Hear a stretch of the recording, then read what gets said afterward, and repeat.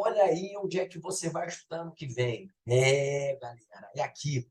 É aqui que você vai estudar, Emily. É aqui que você vai estudar, Giovana. Quem não pode ligar a câmera, eu sei que já tem gente mandando mensagem aqui para mim. Pô, não estou podendo ligar a câmera porque eu tô viajando, estou no carro, não moro no Rio. Temos alunos aí de Florianópolis. Tudo bem. Hoje eu vou liberar, não precisa abrir a câmera. Mas a aula de hoje tem esse título aí, emblemático. Sonhei com a UERJ. É aqui que você vai estudar ano que vem. E esse sonho começa amanhã. Amanhã, fazendo a prova com bastante atenção, você começa a botar o pezinho na UERJ. Passar por esse portão 5 aí, ó. Que barato, hein? Vamos lá, vai acontecer. E aí eu passei para vocês um simulado inédito, mini simulado com 5 questões, trabalhando 20 tópicos com cara de UERJ. De cara, você já viu uma questão aí de radioatividade. Cara, vai cair radioatividade amanhã, tá? Só não sei não. Só não vai ser a primeira questão. Tenho certeza que não é a primeira questão. Radioatividade cai ali da terceira para cima, né? Mas aqui eu fiz uma questão muito bonita, inédita de radioatividade, trazendo uma partícula que as pessoas pouco falam, porque não é uma partícula, é uma antipartícula. Vamos ler. Correspondente a um elétron com carga positiva, peraí que já está vazando aqui, ó. O pósitron foi a primeira antipartícula da história. Todo mundo vendo o slide e eu já vou começar a sublinhar o que eu acho importante. Tá?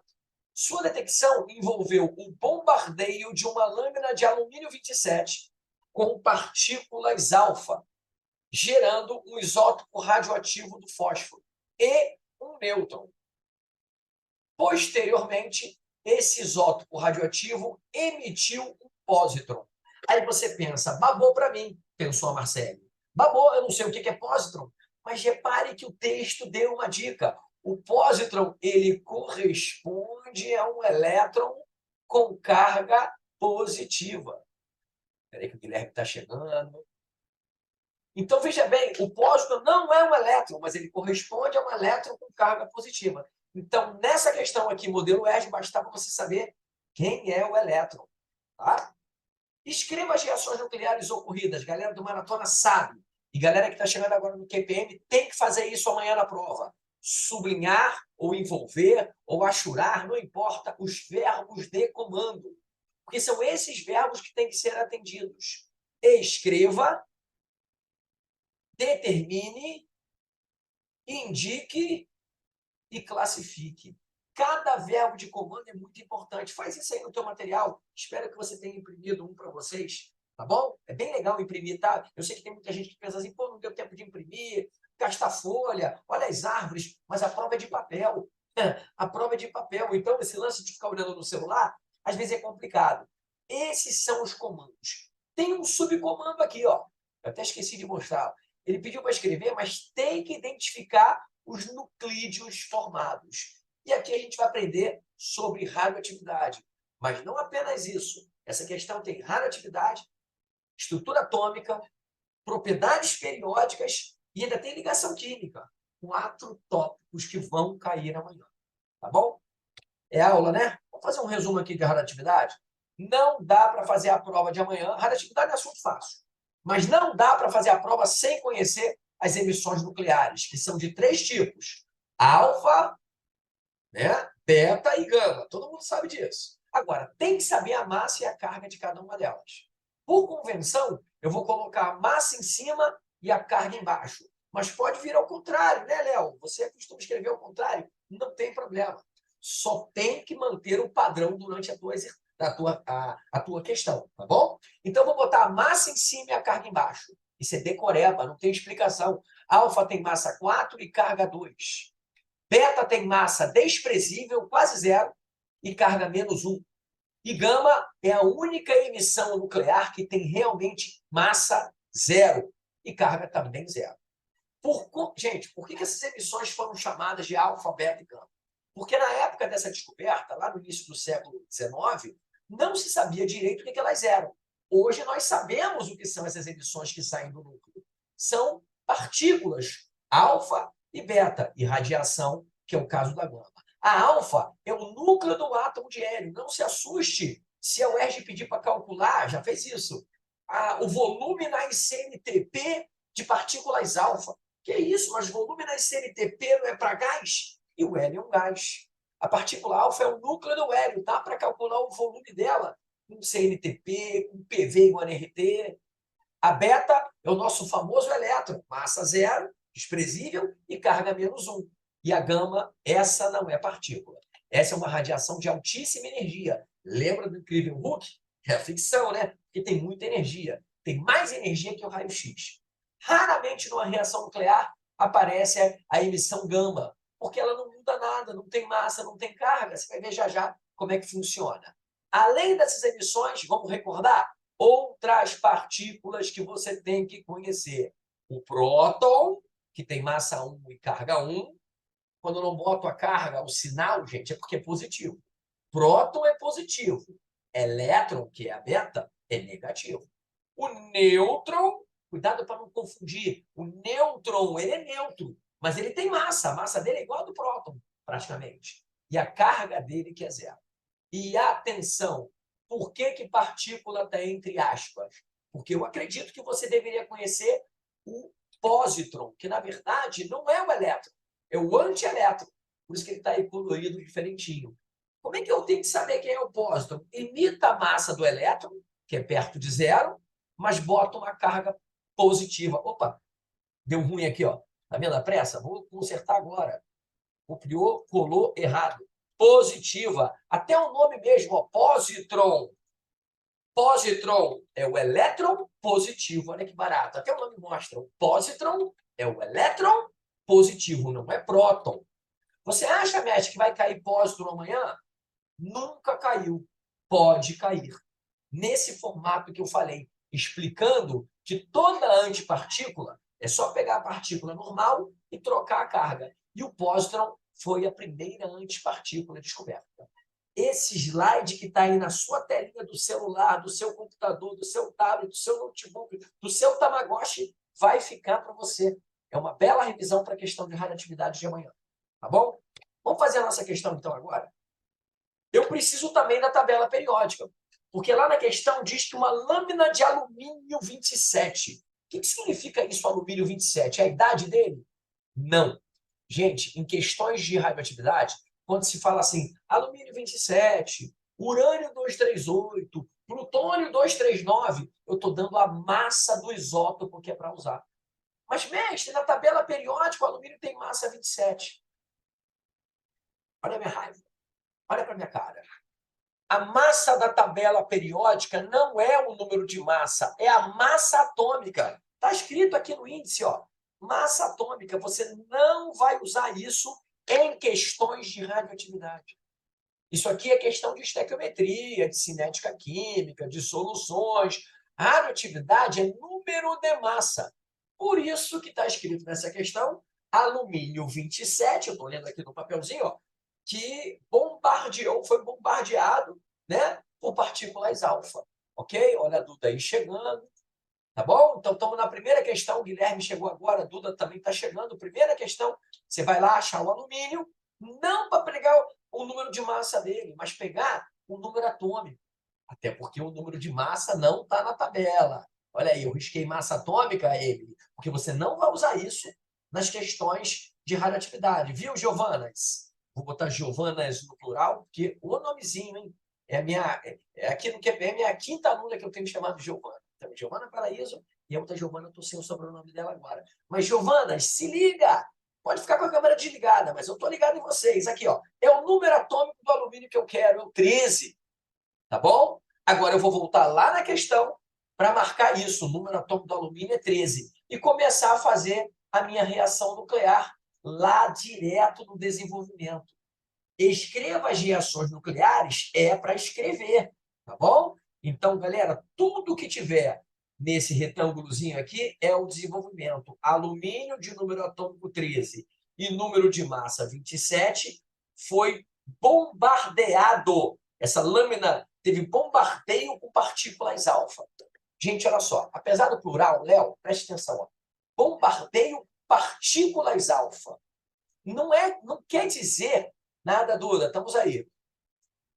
Não quer dizer que você vai botar várias partículas bombardeando. Isso é reação nuclear. Está balanceado. Isso quer dizer que um núcleo de alumínio vai ser bombardeado por uma partícula alfa. E aí, presta atenção. Sempre que vier bombardeio, essa palavra foi sublinhada lá no texto, sempre que vier bombardeio, você vai somar a partícula alfa de massa 4 e carga 2. Quem chegou depois, Guilherme, Duda, eu estou seguindo o seguinte padrão. Eu estou botando a massa em cima e o número atômico embaixo. Se quiser trocar, pode, mas tem que trocar todo mundo, tá bom? Beleza, esse é o bombardeio do alumínio pela alfa. Mas não são várias partículas, impossível, gente. É um núcleo para cada partícula. Apesar do plural, presta atenção, não tem como um núcleo colidir com duas partículas ao mesmo tempo. É muita coincidência, né? O núcleo atômico é algo muito pequenininho. Então, esse bombardeio está aí. Segundo o texto, gerou um isótopo radioativo do fósforo. Bom, o símbolo do fósforo todo mundo tem que saber. P e um nêutron. Agora tem uma coisa importante. Bombardeia com uma partícula só. Mas na hora de gerar, pode gerar mais de uma partícula. Exemplo, podia ser aí no texto 2 nêutrons, 3 nêutrons, 4 prótons, 5 pósitrons. Mas a nossa questão é um nêutron. Esse Nzinho aqui de nêutron, que tem massa 1 e carga 0. Tá bom? Já acabei? Ainda não. Essa reação nuclear não está perfeita. Toda reação nuclear tem que ter as massas e as cargas. E aí, de novo, eu estou botando as massas em cima e as cargas embaixo. O que está em preto aí é só uma aula, tá bom? Beleza? Ah, então eu vou lá na tabela periódica pegar a massa do fósforo?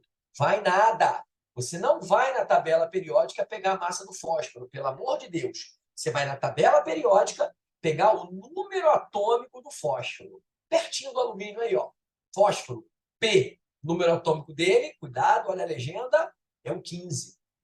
Ah, mas por que o número atômico vem em cima na tabela? Gente, pode vir em cima, pode vir embaixo, pode vir atrás. Cada tabela faz de um jeito. Essa é a tabela padrão da UERJ. Não precisa decorar. Está lá na página 15 da sua prova. Você vai usar a prova inteira, especialmente nas primeiras questões.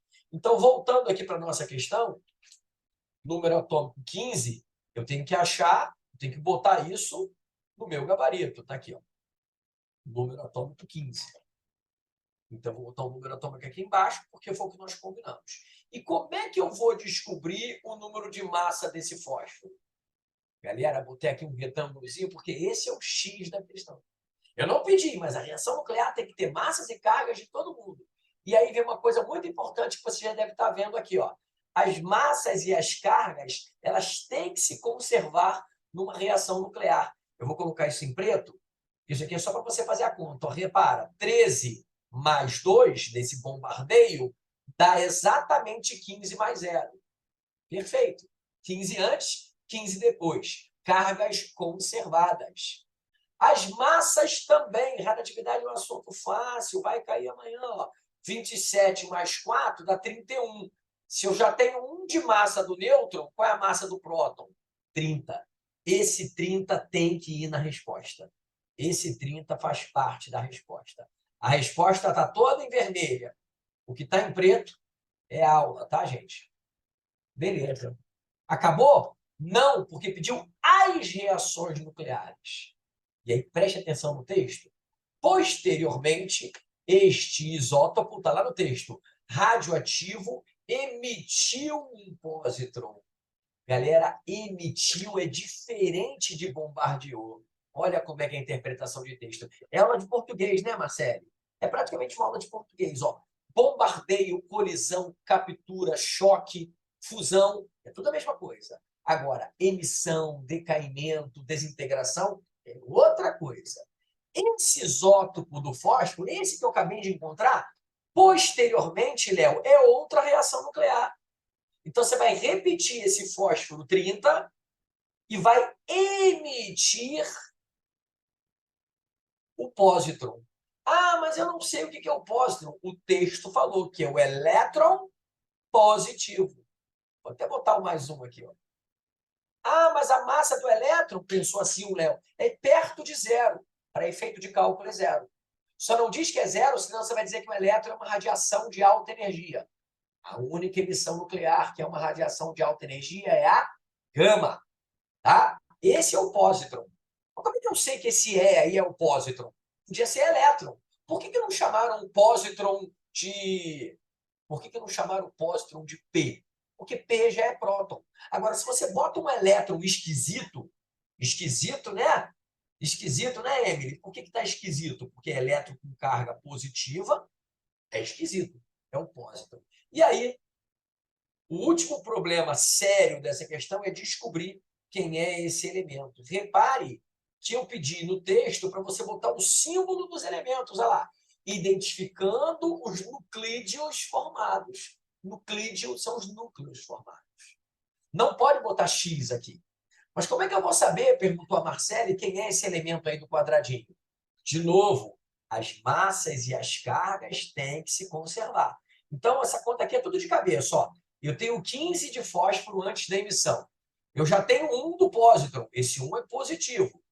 Quanto falta para completar? 14.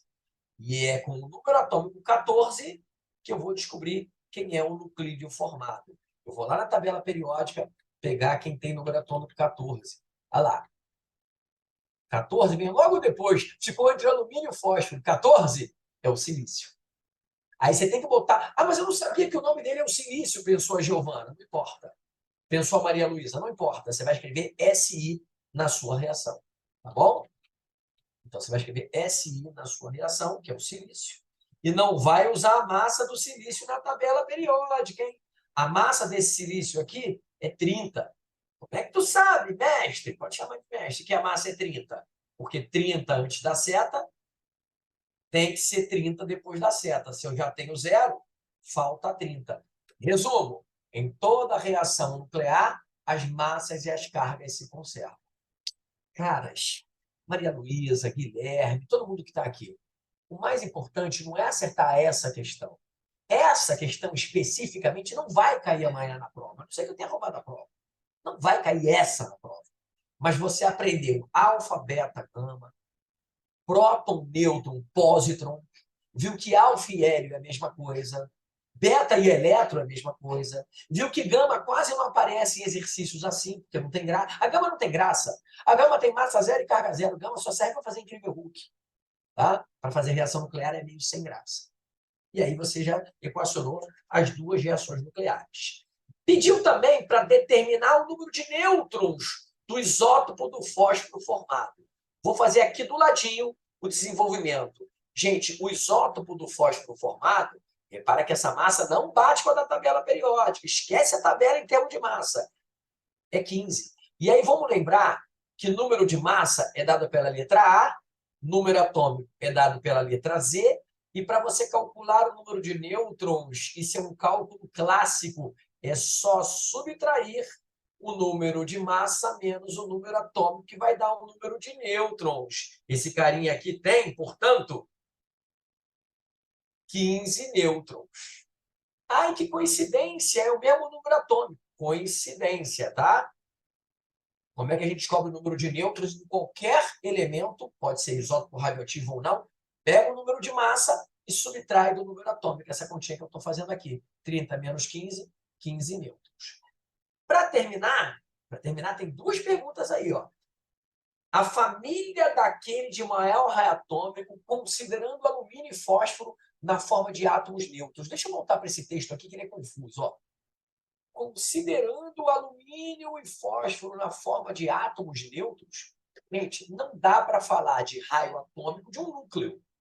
O núcleo não tem, né, Emílio? Pensa comigo, o núcleo não tem raio, o núcleo é muito pequeno, tem um raio infinitamente pequeno. Agora eu pedi para você considerar o alumínio e o fósforo na forma de átomo. Bom, é só olhar na tabela periódica. E aí, gente, vai uma bela revisão sobre propriedades periódicas. Raio atômico, que eu vou chamar aqui no meu rascunho de RA, é a propriedade periódica mais cobrada pela UERJ. Mas tem a segunda, tem a terceira, tem a quarta, vou falar de todas elas. Propriedade periódica, raio atômico. Ela que gera todas as outras, então ela é a primeira. Eu vou lá na tabela periódica, peraí que passou a tabela aí. Eu vou lá na tabela periódica para fazer você decorar. Olha como é que é fácil. O raio atômico, já vi que tem pergunta ali para mim no chat, calma que eu já vou lá. Ele sempre aumenta na tabela periódica para baixo, olha aí o vermelho para você, ao vivo e a cores, ó, raio atômico Aumenta sempre para baixo, porque muda o número de camadas e aumenta não para a direita. Te enganei, para a esquerda. Já matamos a nossa questão. Agora, antes de matar a questão, que eu perguntei quem tem maior raio atômico, fósforo ou alumínio, está na cara que é o alumínio, só pela posição dele na tabela periódica. Emily, eu vou aproveitar para mostrar outras propriedades periódicas, porque todas as outras são o contrário do raio atômico. Então, pode ser que na primeira ou na segunda questão de amanhã caia energia de ionização. É o contrário. É para a direita e para cima. Pode ser que caia afinidade eletrônica. Vou botar aqui só os símbolos. Ó. Energia de ionização, Guilherme, afinidade eletrônica. Pode ser que caia até eletronegatividade. Só que a eletronegatividade eu tenho uma sugestão. Não usa essas setinhas, não, porque a eletronegatividade vem tabelado aqui, a eletronegatividade tabelada em cada elemento. Vem um valor, tá? Então, energia de ionização e afinidade eletrônica, que eu estou chamando carinhosamente de EI e AE, é inversamente proporcional ao raio atômico. Com um detalhe, afinidade eletrônica, asterisco, não entra essa última família, que é a família dos gases nobres. Tá bom? Ah, mas por que você está falando de afinidade eletrônica e energia de ionização? Porque pode cair uma dessas quatro. De novo, raio atômico, a nossa questão, energia de ionização, afinidade eletrônica e eletronegatividade, que é o contrário. Decorou raio atômico, o contrário é energia de ionização, eletroafinidade, ou afinidade eletrônica e eletronegatividade. O alumínio tem maior raio que o fósforo. Por quê? Porque o alumínio está mais para a esquerda do que o fósforo, que é a setinha em cima dele. Tá bom? Os dois estão no mesmo período, está mais para a esquerda, só que olha que detalhe, e aqui que a galera perde muito ponto de bobeira. Eu não perguntei quem tem maior raio atômico. Eu pedi para você indicar a família de quem tem maior raio atômico. Que perigo! Então você escreve assim, ó, maior raio atômico, só para ir rápido, para não ficar bagunçado. É o alumínio. Só que se você só botar o símbolo do alumínio ou escrever alumínio, babou. É o alumínio, mas você tem que falar a família dele. Ele é da família 3A, também conhecido como família 13. Volta lá na tabela periódica, lá. Família 3A, tá lá marcadinho para você, ou família 13. Pode usar qualquer um desses nomes.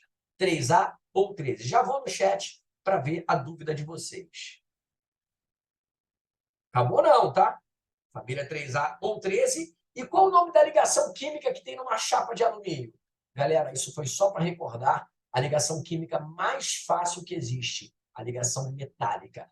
Toda vez que você tiver metais iguais se ligando, que é o caso de uma chapa de alumínio, né? Uma lâmina de alumínio, ou diferente, sei lá, eu tenho uma liga metálica no meteorito de Bendegó, questão de 2019, não é? Se o meteorito é todo feito de metais diferentes, não importa. Metal com metal é sempre ligação metálica. É aula que você quer, né? Então vou botar aqui em preto.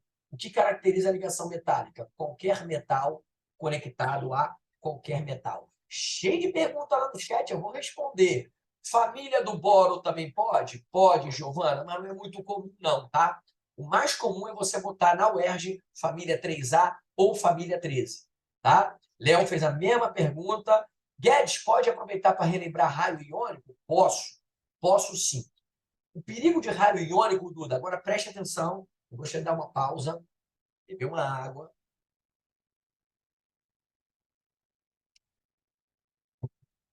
E lembrar para os alunos novos que tem muita coisa que está indo aí que você não precisa botar na prova. Massas e o que está em preto aqui é aula. Eu costumo dar aula, às vezes, dentro do desenvolvimento e às vezes fora. Deixa eu escrever aqui uma raio atômico, escrevi só alumínio, família 3A ou 3. Gente, quando eu escrever ou, quer dizer que você pode aceitar um ou outro. Quem falou família do boro também é aceitável. Só não pode parar no alumínio. Tem que descobrir que o alumínio tem maior raio atômico e dizer a família dele. Tá bom? Depois falar da ligação metálica, falar do número de nêutrons. Agora, a pergunta da Duda é muito importante. Raio iônico não pode ser tratado da mesma forma que raio atômico. Raio iônico tem que ver o tamanho do íon. E aí muita gente pega a tabela periódica dos elementos para usar essa setinha de raio atômico e dar chabu. Então, deixa eu anotar aqui, ó. Ótima pergunta, Duda. raio atômico é diferente de raio iônico. Raio iônico é mais complicado, tá? Se a UERJ cobrar, muita gente vai cair por terra. Nosso simulado, se não me engano, número 6 ou 7, primeira questão é de raio iônico. Simulado 7. Simulado 7, primeira questão, mandei o gabarito ontem. Para a galera do Maratona. Galera, raio iônico se faz como? Dá para usar tabela periódica? Você tem que usar tabela periódica.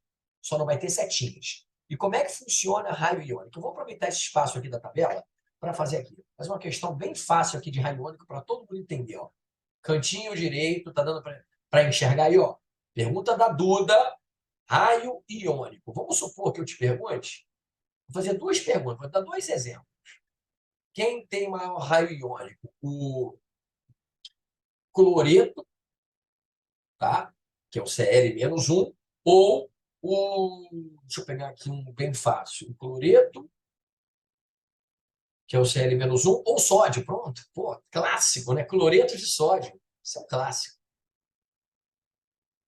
É, maneira de dar resposta. Vou explicar isso aí, Giovana. Você pode dar resposta na forma de tópicos, pode dar resposta fora de ordem. Só toma cuidado, Giovana, quando você for dar resposta fora de ordem significa o seguinte, eu respondi a última pergunta primeiro. Você deixa claro o que é cada uma, né? Por exemplo, eu costumo muito, você já deve ter visto, calma que eu vou voltar no raio iônico, dar fora de ordem, olha lá. Eu fiz a reação nuclear na ordem, mas botei ali o cálculo do número de nêutrons do lado. Sei lá, cara, tá muito claro, são 4 respostas distintas. 2 reações nucleares, maior raio atômico, eu fiz na forma de tópicos, tá? Cada tópico num buraco aí no espaço. A única coisa que não pode, Giovana, é você responder fora do retângulo. Mas tem espaço? Não faça isso, porque o retângulo que é escaneado, a gente só vai corrigir o retângulo. Fora do retângulo, a gente não corrige, tá bom? Pode em forma de tópicos, sim. Voltando para a pergunta da Duda, que é a dúvida de muita gente, quem tem maior raio iônico? O íon sódio ou o íon cloreto? Se você usar setinha de raio atômico, está errado.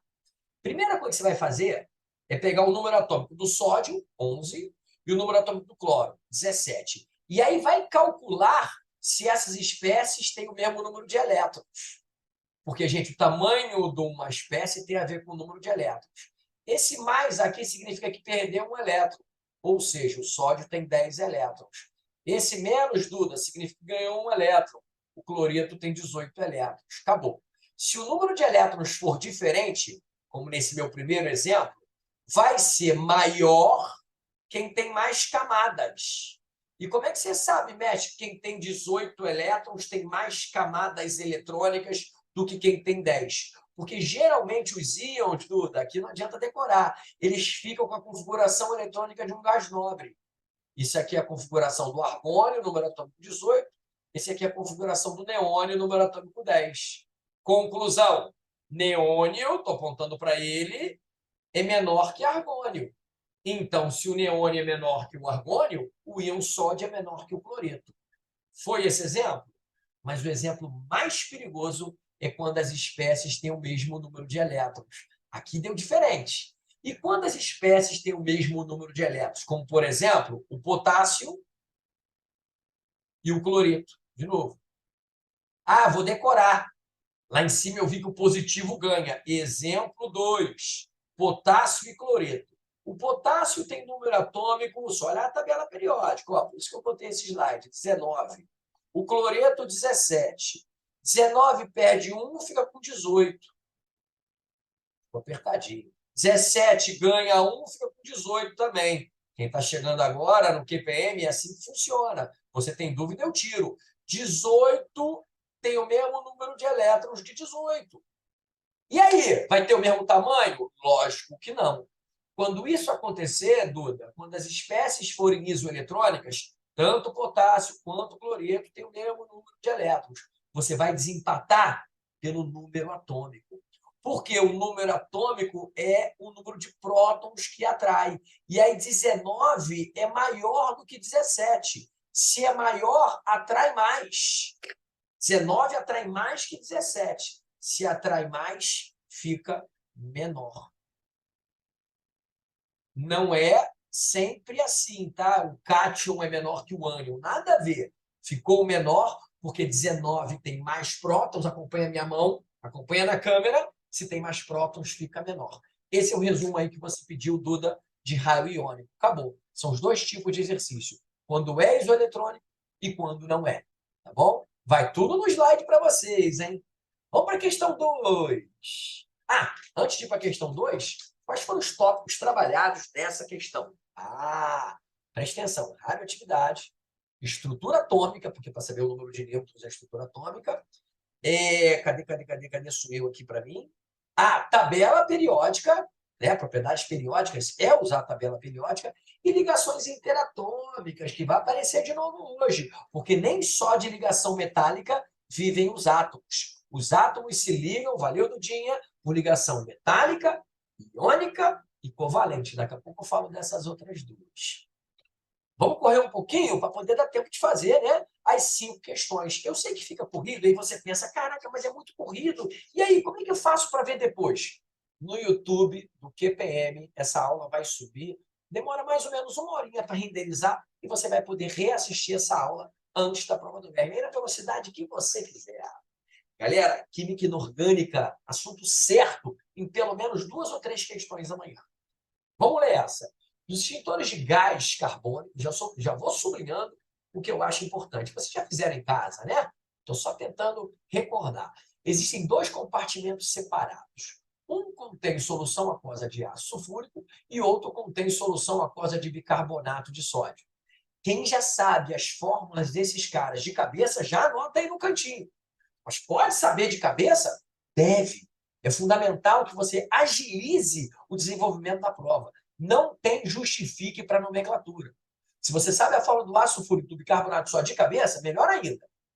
Quando o extintor é acionado, as 2 soluções são misturadas, ocorrendo uma reação completa de dupla troca, galera. Isso é uma excelente dica de reações inorgânicas. A reação de dupla troca é uma das mais fáceis de fazer. Você vai ter que fazer 2 trocas entre esses compostos, que produz, nesse caso, o tal do gás carbônico do extintor. Comandos, galera. Escreva reação química balanceada. Não se escreve reação química sem balanceamento, que ocorre na produção do gás carbônico desses extintores, nomeando o sal formado. Olha aí um comando esquisito, né? O verbo de comando aqui, em vez de nomeia, é nomeando. Vai formar um sal e você tem que dar o nome desse sal. Em seguida, indique a hibridação do átomo de carbono com gás carbônico e a sua geometria molecular. Galera, uma questão aí de 4 tópicos. Reações inorgânicas, funções inorgânicas, hibridação do carbono, que vai cair amanhã, e geometria molecular, que também deve cair amanhã. Tá bom? Vamos recordar? Vamos lá. Eu fiz aqui o E entre dentro da casinha, porque o indique aqui se repete. É para indicar a hibridação e indicar a geometria molecular. Deixa eu aproveitar esse slide aqui para dar uma ênfase a algo que às vezes o aluno não estudou na escola. O que é geometria molecular e o que é hibridação? Hibridação de carbono só tem 3 tipos: sp3, sp2 e sp. E essa parada de S e P são os orbitais atômicos que vão se misturar. Só que você não tem que entender a hibridação, você vai apenas decorar qual a hibridação do carbono em determinada molécula. No caso de geometria molecular, só tem 5 respostas possíveis. Ou a sua geometria é linear, ou a sua geometria é angular, que é muito parecida com a linear, já vou mostrar por quê. Ou a sua geometria é trigonal plana, que é um triângulo, né? Também chamada de triangular. Ou a sua geometria é piramidal, que é muito parecida com a trigonal, já vou explicar por quê. Ou a sua geometria é a mais diferente de todas, que é a tetraédrica. Existem outras geometrias moleculares, mas nenhuma delas cai no exame discursivo da UERJ. O que a geometria linear e angular tem em comum, galera? Faltam pouco menos de 24 horas para a prova, então a gente vai agilizar. Para você formar uma linha, você tem que ter um átomo central com 2 ao redor. Para você formar um ângulo também. Então é isso que eles têm em comum. Átomo central com 2 ao redor, estou botando genericamente aqui, ó, A de átomo central, X de 2 outros ao redor. AX2 vai ser linear ou angular. A diferença é que na geometria angular, o átomo central vai ter um par de elétrons ou mais sobrando. Então, esse E aqui é de elétrons sobrando no átomo central. Na linear, não. Isso é uma boa dica e a gente vai usar ela hoje para ir rápido. A trigonal também se parece com a piramidal, mas a trigonal ela é plana. E um triângulo, todo mundo sabe, um triângulo é alguma coisa no centro, átomo central, com 3 ligantes ao redor. A piramidal também, essa pirâmide é a pirâmide de base triangular. A diferença é a mesma que a de cima. Vai formar um triângulo plano quando não tiver par de elétrons sobrando no átomo central. Vai formar uma pirâmide quando tiver pelo menos um par de elétrons sobrando no átomo central. Calma que eu vou fazer uma legenda para vocês. Ó. Par de elétrons sobrando, é de elétrons, né? No átomo central, que é o átomo. E é aí que a gente vai matar a geometria do nosso querido, famoso gás carbônico. Todo mundo já sabe que a geometria é linear. Para terminar, por que a tetraédrica é a mais fácil de todas? Porque não tem nada a ver com par de elétrons. Se tiver um átomo central com 4 ao redor, 4 iguais ou diferentes, aí, meu amigo, é um tetraedro.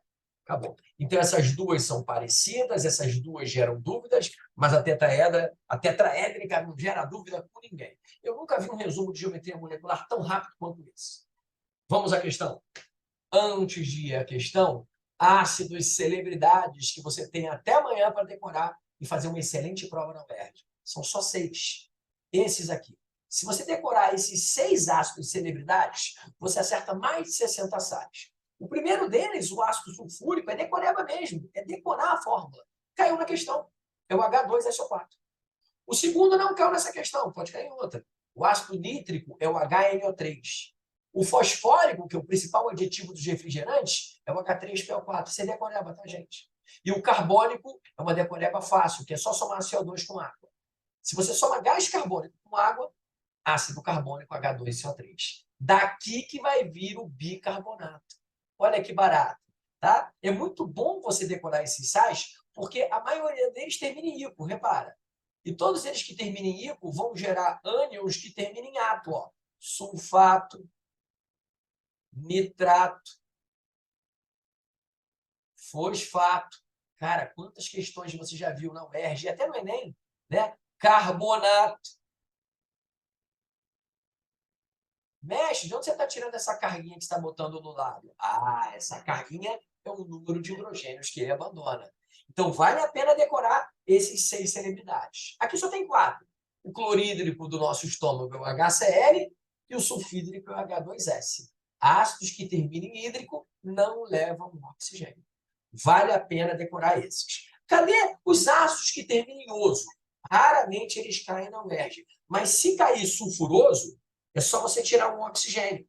É o H2SO3. Se cair nitroso, é só tirar um oxigênio. HNO2. Se cair fosforoso, é só tirar um oxigênio. H3PO3. Beleza. Cara, 6 celebridades que vale a pena decorar. Olha por quê. O sulfúrico eu vou usar agora na questão. Tá?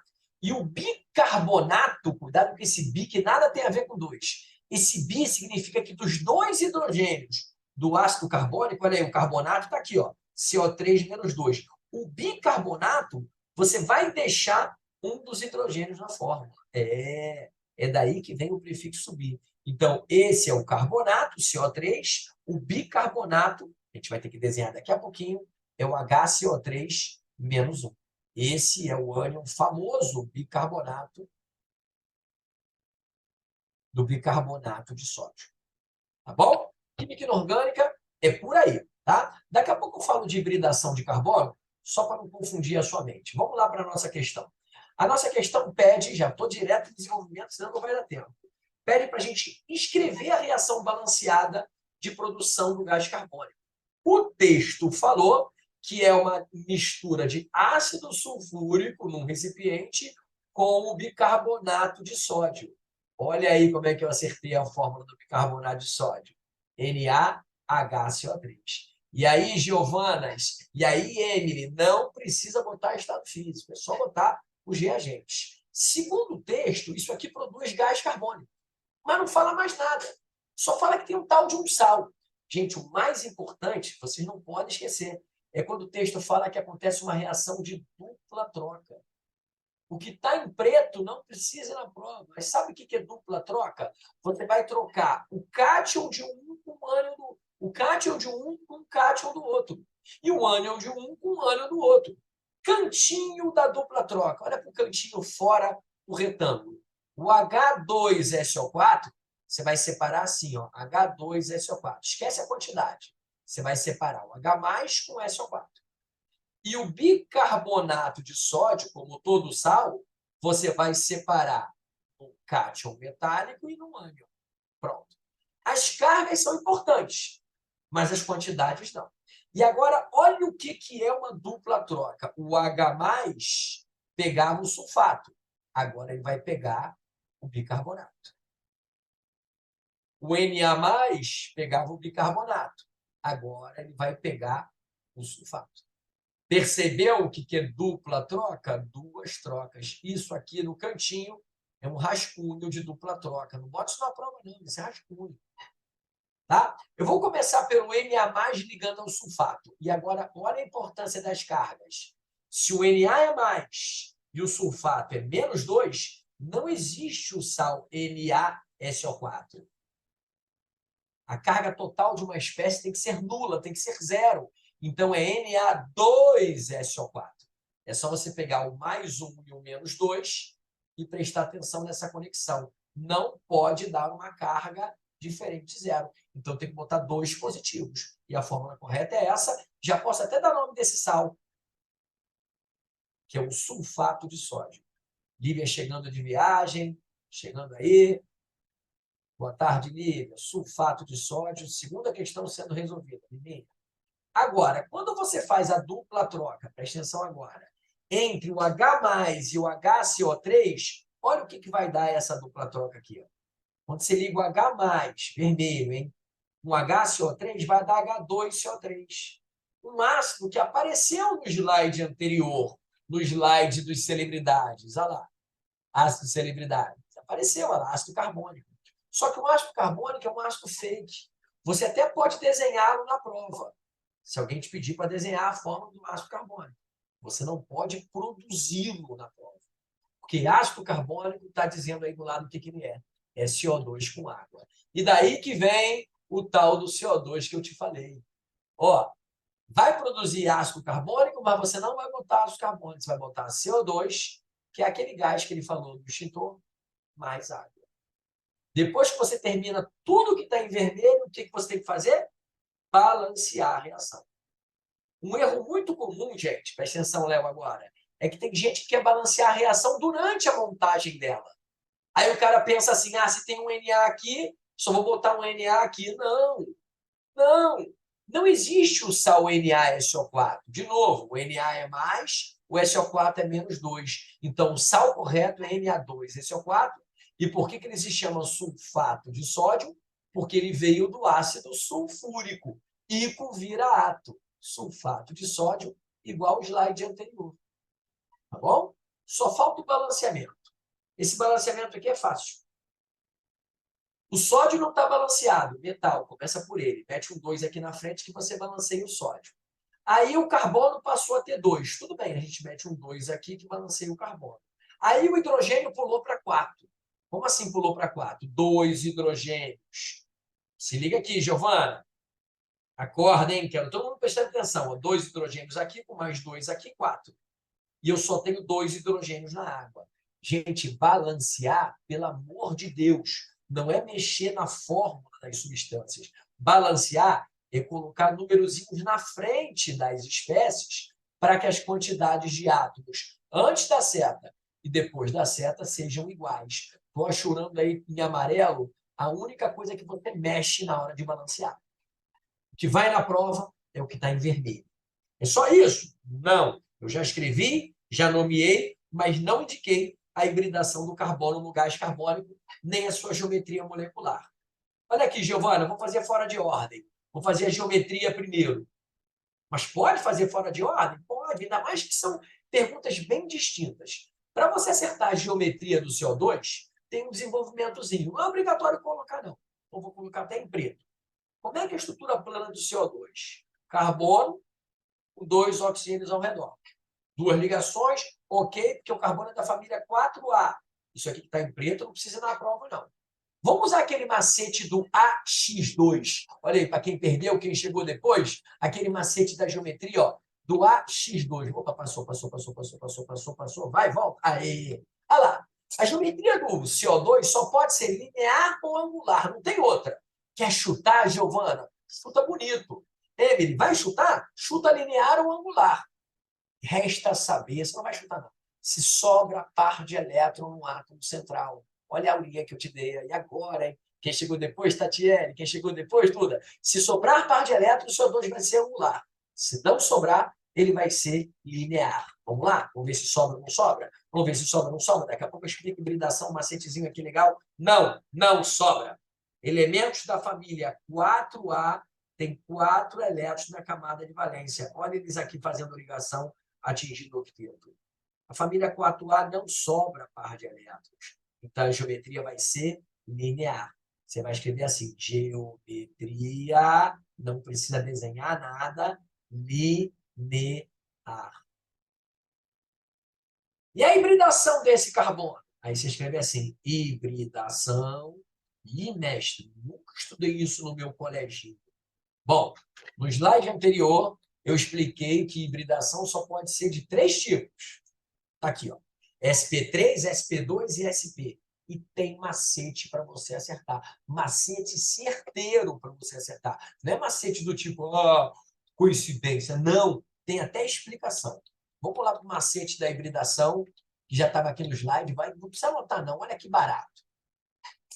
Carbono sp3 é o carbono que faz 4 ligações simples. Essas ligações que você está vendo aqui esquisitas, né, cheias e vazadas, são tridimensionais. Olha o laser aí, é ligação simples. Acabou. Carbono sp2 é quando ele faz uma ligação dupla, mas só uma. Porque se o carbono fizer 2 duplas, que é o nosso caso aí do CO2, ou uma tripla, ele vai ser hibridação ou hibridação sp. Acabou. Não se pede, a UERJ não pede para explicar a hibridação. É só saber se é SP3, SP2, SP. Acabou. Agora, qual o macete? Olha que barato, meus dedinhos abertos. Todo carbono faz 4 ligações. Cara, esse slide vai para você, não precisa anotar, não. Olha esse dedinho aqui. Esse macete é clássico. 4 ligações, você faz 4 dedos e vê quantos espaços tem entre os dedos. Se tem 3 espaços, ó, vou passar até meu laser. Minha caneta, 3 espaços. 1, 2, 3, SP3. Agora, se o carbono pegar as 4 ligações, tem que fazer assim com o dedo, e fizer uma dupla, olha para a câmera. Carbono que faz ligação dupla juntou. Ele continua fazendo 4 ligações, mas ele faz uma dupla. Eu estou imitando o que está acontecendo no desenho acima. Cara, olha quanto espaço tem entre os dedos.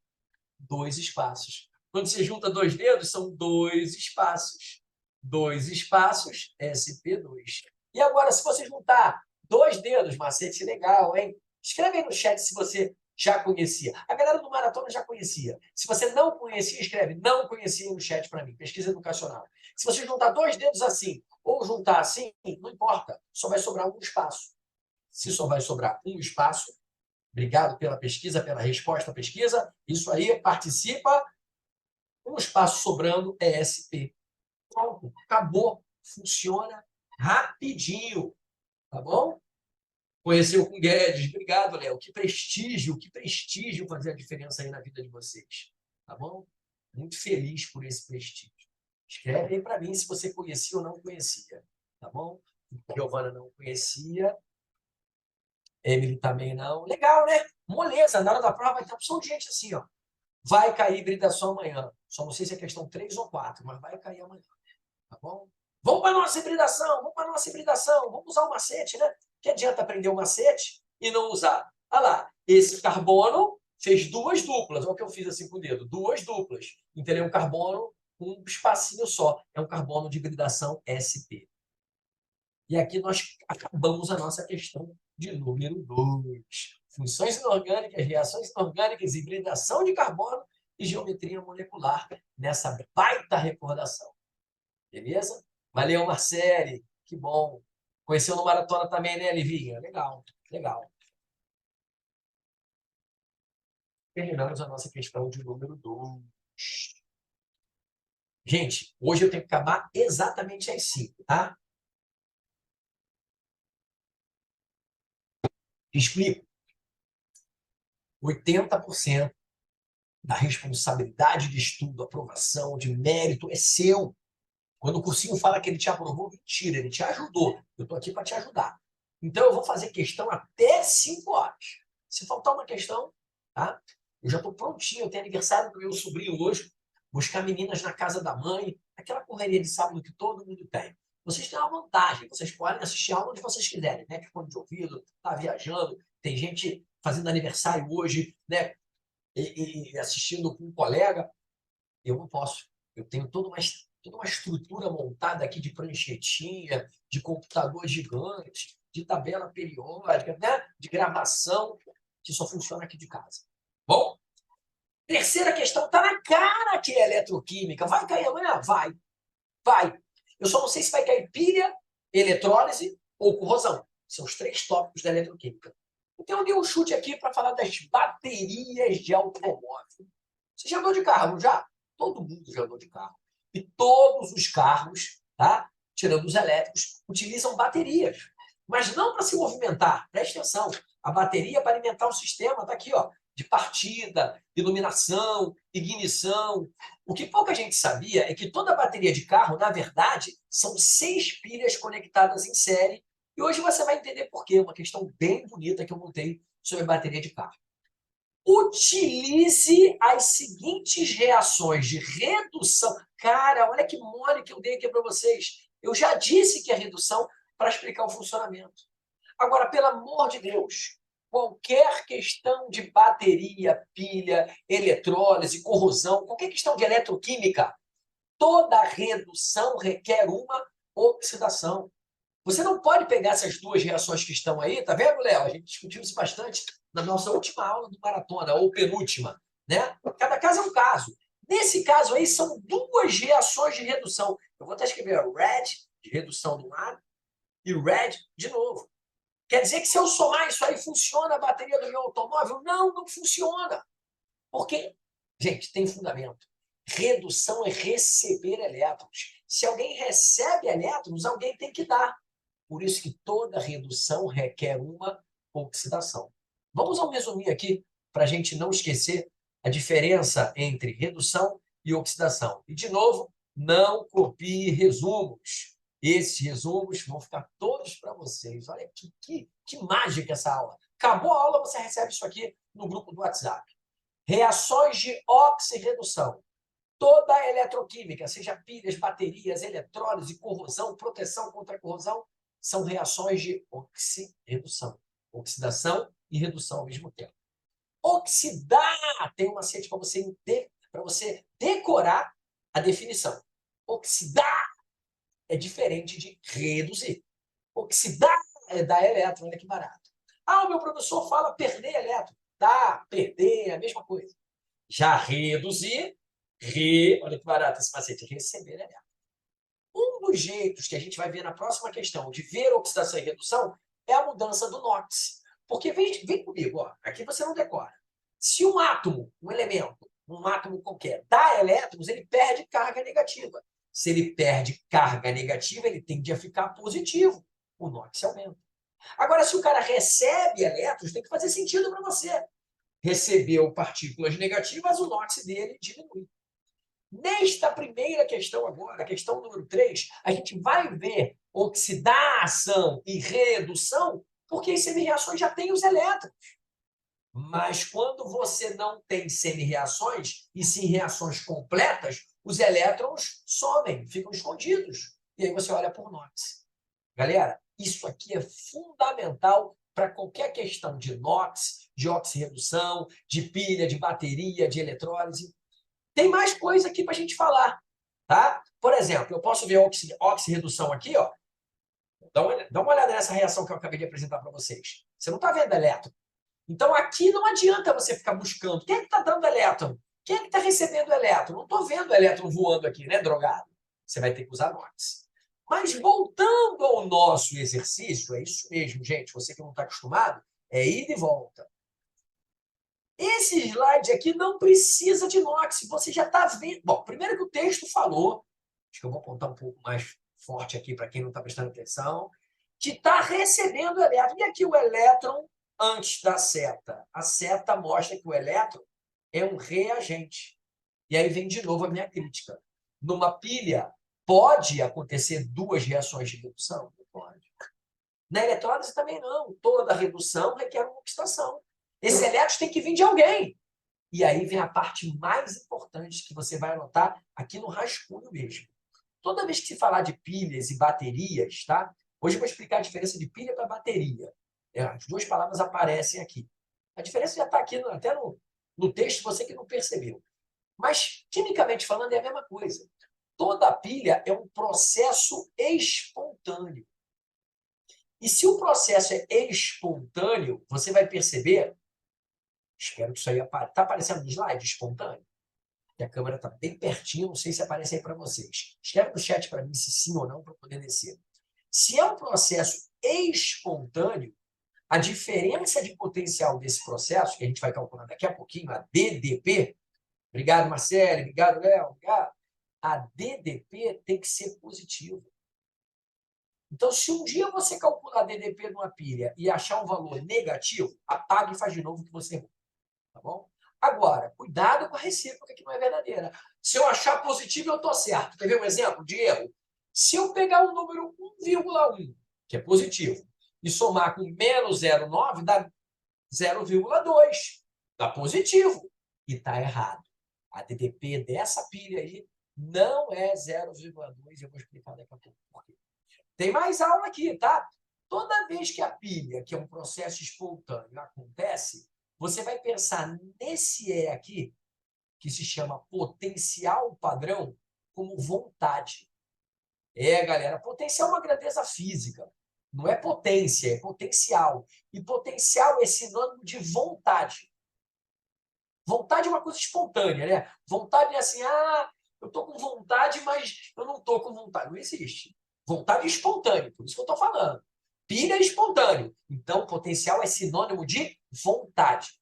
Se esses potenciais são de redução, olha o red aparecendo aí. Como é que você sabe, mestre, se eles são potenciais de redução? Porra, está escrito no texto, de novo, parte 4. Olha lá, redução. Se são potenciais de redução, eu estou dizendo para você, aluno da UERJ, quem tem mais vontade de sofrer redução. Entendeu, Léo? Se fossem potenciais de oxidação, eu estaria dizendo para vocês quem tem mais vontade de sofrer oxidação. Então não tem decoreba, é só pensar. Porque tem gente que faz musiquinha aqui para explicar como é que calcula a DDP da pilha e não tem. Não precisa. Gente, numa pilha, quem tem mais vontade de sofrer redução vai sofrer redução. Quem tem mais vontade de sofrer oxidação vai sofrer oxidação. Beleza, né? Então vamos lá.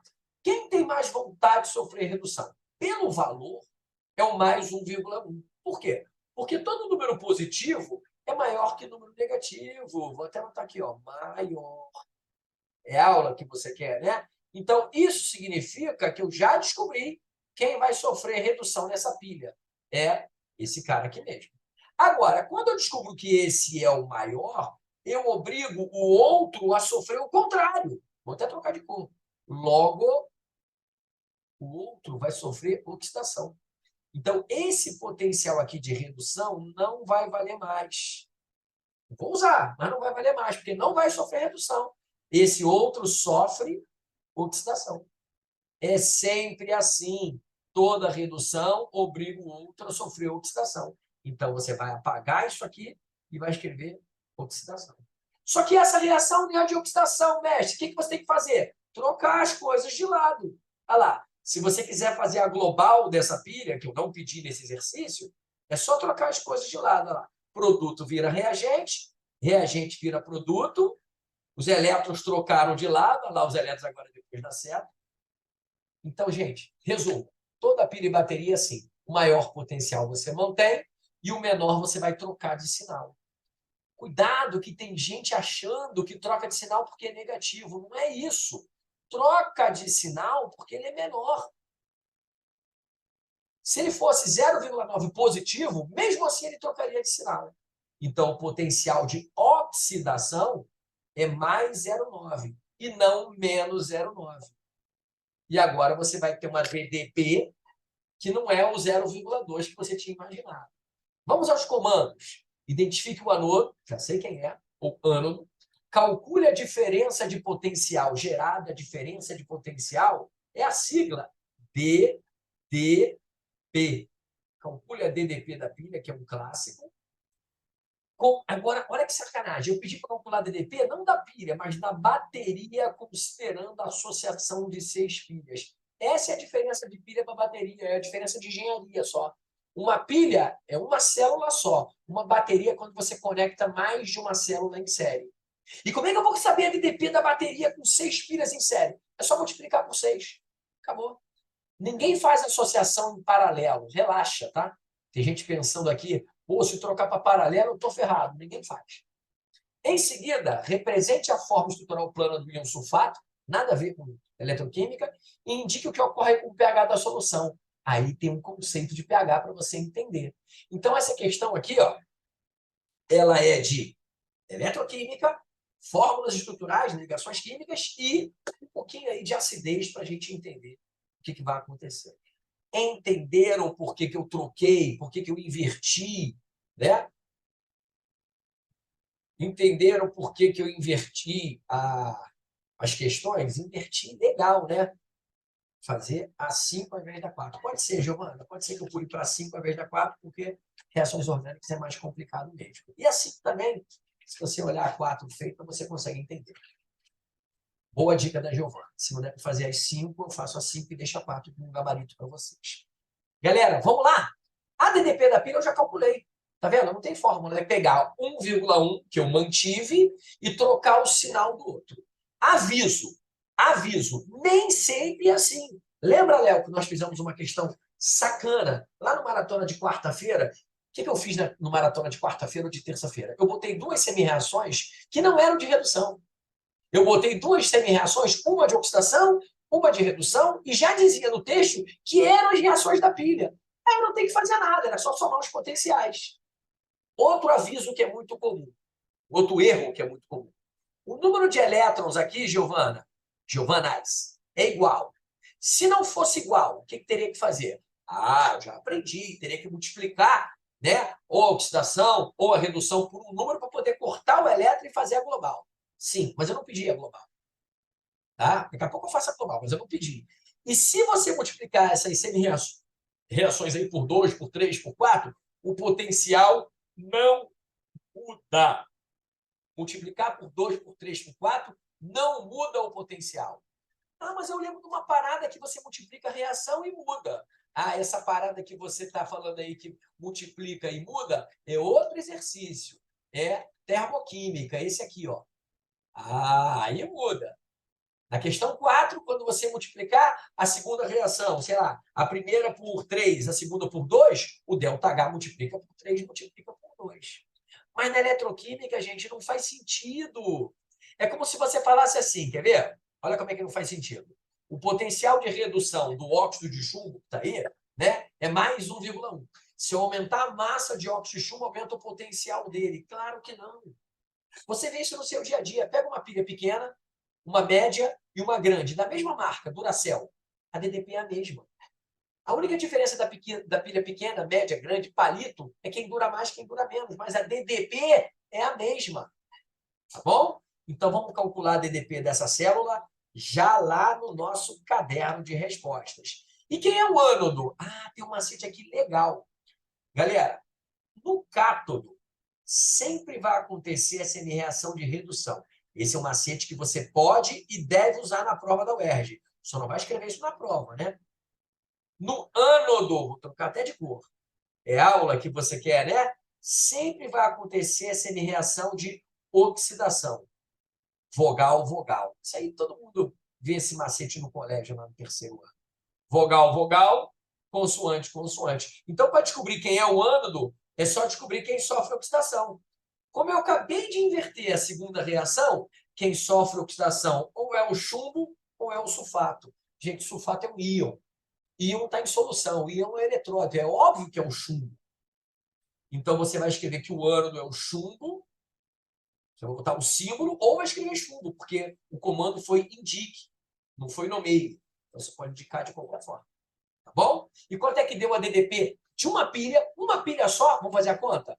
Mais 1,1 de cabeça, com 0,9 com sinal trocado.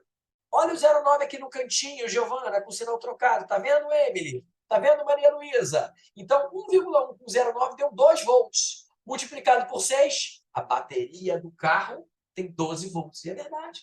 Pode pegar o carro do seu pai e olhar a bateria se não é 12 volts. Daqui a pouco eu falo do pH, tá bom? Vou pular essas reações de oxirredução para a gente já dar logo o gabarito dessa questão. Então, vamos lá. Como é que eu vou calcular a DDP da pilha? Gente, eu vou pegar... Não precisa nem fazer as semi-reações.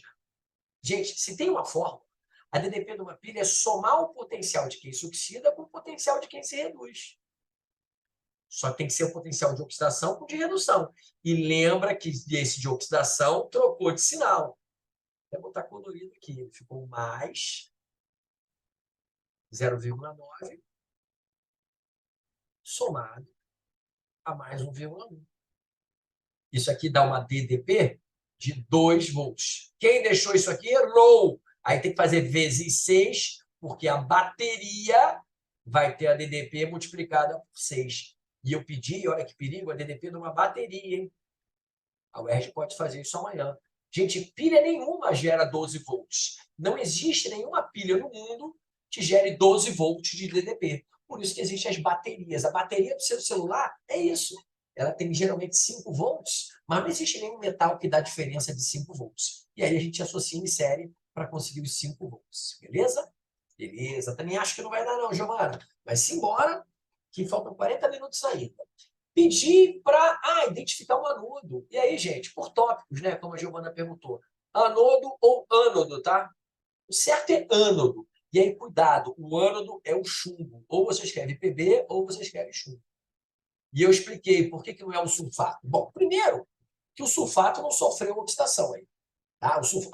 Repara que o sulfato daqui continua aqui, não mudou nada. Agora, o chumbo sofreu oxidação. Na verdade, tem que inverter essa reação. Deixa eu voltar lá para o slide certo. Né? Na verdade, tem que inverter essa reação. Esse é o slide certo. Na verdade, tem que inverter essa reação. Olha lá. O chumbo... vocês falaram que ia explicar NOx também. Não precisa, gente. Nesse caso aqui, não precisa. Se a reação em azulzinho tem elétron depois da seta, ela é uma tá dando, né? Dação.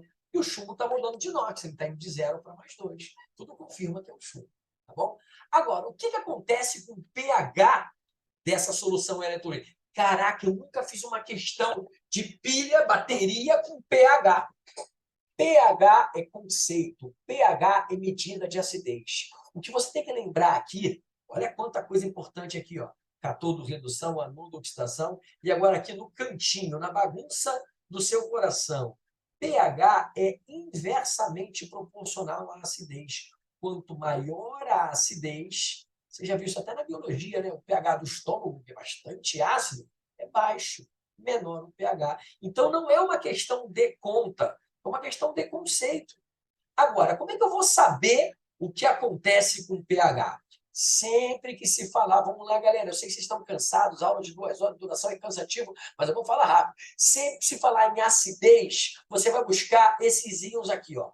Sempre que se falar em acidez, deixa eu botar do lado certo, você vai buscar um desses íons aqui, ó, H+, que é a mesma coisa que H3O+, vou até botar do lado aqui, ó. Às vezes aparece na reação H3O+, que é o cátion hidrônio. Ou vai buscar OH-. Só que lembre-se que OH- não é acidez, é o contrário, é basicidade. Mas sempre que se falar em acidez, são esses íons que você vai buscar. Tá bom? Falou acidez, busca um desses 3 íons. H+, OH-, OH3O+. Então, olhando ali rapidamente as reações, eu já achei o H+. O H+, ele não trocou de lado. Ele está na semi-reação de redução. Ele é um reagente. Se ele é um reagente, durante o funcionamento da bateria, ele vai ser consumido, como qualquer reagente. Gente, qualquer reagente reage. Então, a acidez diminui. Se a acidez diminui, o pH aumenta. Eu não pedi para justificar.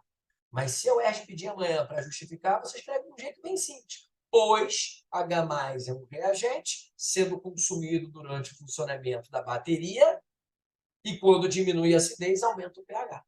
Neste caso, você só vai escrever aqui, durante o funcionamento da bateria, aumenta o pH. Tá bom. Só toma cuidado que, às vezes, de sacanagem, aí é uma pegadinha mesmo, a UERJ não pergunta o que acontece durante o funcionamento da bateria, mas sim durante a recarga. Quando você bota o seu celular para recarregar, aqui o meu relógio está recarregando, ó, aqui a bateria dele está funcionando, agora está rolando uma eletrólise. Agora ele está funcionando, agora ele está rolando uma eletrólise. Agora ele está funcionando. O contrário da pilha e bateria descarregando é a recarga, que é uma eletrólise. E aí, gente, o que acontece quando você faz a recarga? Putz, aí acontece a reação contrária. Então, neste gabarito, você vai dizer que, de novo, galera, o H+ foi consumido, olha eu pensando, diminuiu a acidez, aumentou o pH. Então, é só isso. Durante o funcionamento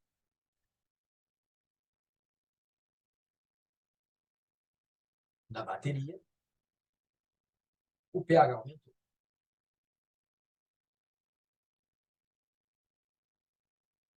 pH só pode fazer 3 coisas: aumentar, diminuir ou ficar constante. Né? E não é para calcular. Tá? O que ocorre não é para calcular, não tem dado para calcular. Entenderam por que durante o funcionamento dessa bateria o pH aumentou? Porque o H+ foi consumido, diminuindo a acidez, aumenta o pH. Eu até vou tirar esse slide aqui, que eu não fiz nada nele, e aí eu vou simplificar o material para vocês. Pronto, está aqui. Mestre, aquele seu slide de oxirredução você não falou tudo. Eu vou deixar para falar se eu conseguir fazer a questão 4, tá? Mas como me sugeriram aqui, foi a sugestão da Giovana, eu vou fazer a 5 antes da 4. Porque falta meia horinha, 34 minutos para acabar a aula, e se eu não conseguir fazer a questão 4, relaxa, que eu vou mandar o gabarito da 5, gabarito comentado. Olha assim, gabarito da 4 comentado. Eu sei porque vocês tiveram dúvida na questão 5, é um clássico. Reações orgânicas em um mundo. Nós aqui no Maratona UERJ, né, no nosso projeto, estudamos, sei lá, quase 60 reações orgânicas. A gente não sabe quais caíram amanhã. Quais? Porque não vai cair uma só. Então, eu fiz algumas apostas aqui. Um alceno de fórmula C5H10, que possui isômeros geométricos, o seu material faltou um Szinho aqui, tá? Material feito inédito sempre dá problema. Foi tratado com mistura sulfocrômica. Repara que essa expressão aqui, mistura sulfocrômica, se não viesse, dava no mesmo. Porque o mais importante é aqui, ele é um oxidante. Essa mistura sulfocrômica, aprenda, é uma aula, promove uma oxidação. Tá? E uma oxidação enérgica, você vai ver por quê. Produzindo 2 compostos orgânicos, um chamado A e outro B. Isso é composto orgânico na oxidação de um alceno de fórmula C5H10. Vamos lá. Considerando que A é mais ácido que B, putz, tem aula aqui, hein? Acidez e basicidade dos compostos orgânicos. Nomeie o isômero funcional de A e a função orgânica do produto da... São 2 nomeios. Nomeie o isômero funcional de A e nomeie a função orgânica do produto da reação de B com amônia. Caraca, tem outra reação aqui. E, além disso, isomeria funcional. Em seguida, determine o NOx, número de oxidação, dos carbonos insaturados desse alceno e represente a forma estrutural dos seus estereoisômeros empregando a notação em linha de ligação. Notação em linha de ligação? Gente, notação em linha de ligação é bastão. Então, aqui eu quero que você represente em bastão os estereoisômeros desse alceno. Repare que se você não souber quem é o alceno, tá? Fica complicado você saber o NOx dele, né? E dizer os estereoisômeros. Então, você tem que começar a fazer descobrindo quem é o alceno. E isso aí não é só uma síntese, é uma retrossíntese. Mas descobrir o alceno é fácil. Olha só, você não precisa fazer a reação de Costas, porque alceno com fórmula C5H10, já vou fazer em bastão aqui no meu rascunho. Alceno tem ligação dupla. Galera que já chegando depois, que deu uma piscada, foi no banheiro fazer um xixi e se perdeu, eu pulei a 4, que talvez eu mande o gabarito dela. Isso é um alceno já em bastão. Mas aqui só tem 2 carbonos no seu slide. Agora, se ele tem isomeria geométrica, presta atenção que tem condição. Esse alceno aqui com 4 carbonos, o But2N, ele não tem isomeria geométrica. Ele não pode possuir isomeria geométrica, porque a isomeria geométrica, assim como a ótica, ela tem condição para ocorrência. Já está aí no seu slide. Para ter isomeria geométrica, tem que ser composto insaturado por dupla, que é o caso do nosso alceno. Também poderia ser um composto cíclico, mas isso raramente cai na UERJ. Agora, o mais importante é que em qualquer um desses casos, ou insaturado por dupla, ou cíclico, tem que ter A diferente de B e C diferente de D, Marcelo. O que é isso? Perguntou a Maria Luísa. É isso aqui, ó. Os 2 ligantes de um mesmo carbono, eles não podem ser iguais, eles têm que ser diferentes. Então, aquele meu alceno lá, o But2Eno, ele tem isomeria estranhas. Já desenhei aqui para vocês, ó. Desenhei ele no plano para você ver que ele tem isomeria estranhas. Ó. O A, ó, para você ver se tem isomeria estranhas, é assim, ó. Você segura a dupla e vê quem são os ligantes do mesmo carbono. O A é diferente do B e o C é diferente do D. Cara, com movimentação fica muito mais fácil, né? Então, sim, esse cara tem isomerias estranhas. E aí você pode desenhar esse composto, o But2Enos, é isso que a gente vai fazer no nosso alceno, em 2 formatos diferentes. O trans e o cis. O nome deles é o mesmo, trans But2Eno, cis But2Eno. Mas trans significa que as ligações, os ligantes parecidos ficam lados opostos. O zigue-zague em bastão fica perfeito no trans. No cis fica esquisito. Eu sempre sugiro, vou fazer isso hoje, começar pelo desenho trans para depois fazer o cis. Porque o trans é o mais comum. Mas isso quando tiver isomeria geométrica ou cisstante. Não é todo alceno que tem isomeria geométrica ou cisstante. Galera, vamos agora voltar para o nosso alceno. Porque o But2Eno tem. Esse slide vai ficar de brinde para você durante a aula. Tá bom? Como é que eu sei se é trans ou cis? De novo, galera, trans é um prefixo, ó. Transposto, transverso, olha lá. Se eu botar, peraí que vazou aqui. Se eu botar a cadeia principal para cima e para baixo, a partir da dupla, é trans. Quem não viu, olha para a setinha. Para cima, para baixo, trans. Eu levanto na hora da prova e faço assim, ó, trans. Se você botar os 2 braços para cima, Maria Luísa, é cis. E se botar os 2 para baixo, Léo, é cis de novo. Tá bom? É por isso que o outro composto aí do lado, que tem os 2 bracinhos para cima, é cis. Isso vai dar uma confusão no nosso desenho. Olha por quê. Eu já sei quem é o alceno. Eu agora já sei quem é o alceno. Não é o But2Eno. Por que não é o But2Eno? Gente, não pode ser o But2Eno. Se você desenhou o But2Eno, está faltando um carbono. E é aqui que o bicho pega. Onde você vai colocar esse carbono? Bom, o But2Eno tem isomerias estranhas. Mas eu tenho 5 carbonos, falta um. Se você meter esse carbono aqui, eu vou colocar e depois eu vou tirar, tá? Está errado. Por que está errado? Porque agora você fez um ligante igual ao outro. Não pode. Ah, então coloca aqui embaixo. Errou de novo. Porque você vai ter um ligante da dupla igual ao outro. Então, tudo que eu desenhei em preto aqui é tentativa e erro. Por isso que você tem rascunho. Aliás, o rascunho de química você faz na prova de biologia, para não ficar perdendo tempo virando página. Você vai receber 3 cadernos amanhã: química, biologia e redação. O rascunho ninguém vai ler, gente. O rascunho joga fora. Então, pega lá o rascunho de biologia, está fazendo a prova de biologia, faz com o rascunho de química. Isso é uma dica legal. E pega o de química e faz no rascunho de biologia. Você vai ter que ficar virando toda hora página de rascunho. Onde é que eu vou enfiar o 5º carbono? Gente, na ponta da cadeia. E aí continua tendo isomeria cisstante. Se você colocar naqueles lugares que eu coloquei, está errado. Já descobriu o alceno. Olha que barato. Se eu já descobri o alceno, eu não precisava saber tantas reações orgânicas não, viu, Giovana? Não dá para deixar a questão em branco amanhã, tá, gente? Aqui, ó. Eu não lembro oxidação de alcenos. Tudo bem, mas eu sei calcular o NOx do carbono. Pode fazer fora de ordem, não tem problema. Esse carbono aqui, ó, que é o carbono insaturado, ele vai ter NOx -1.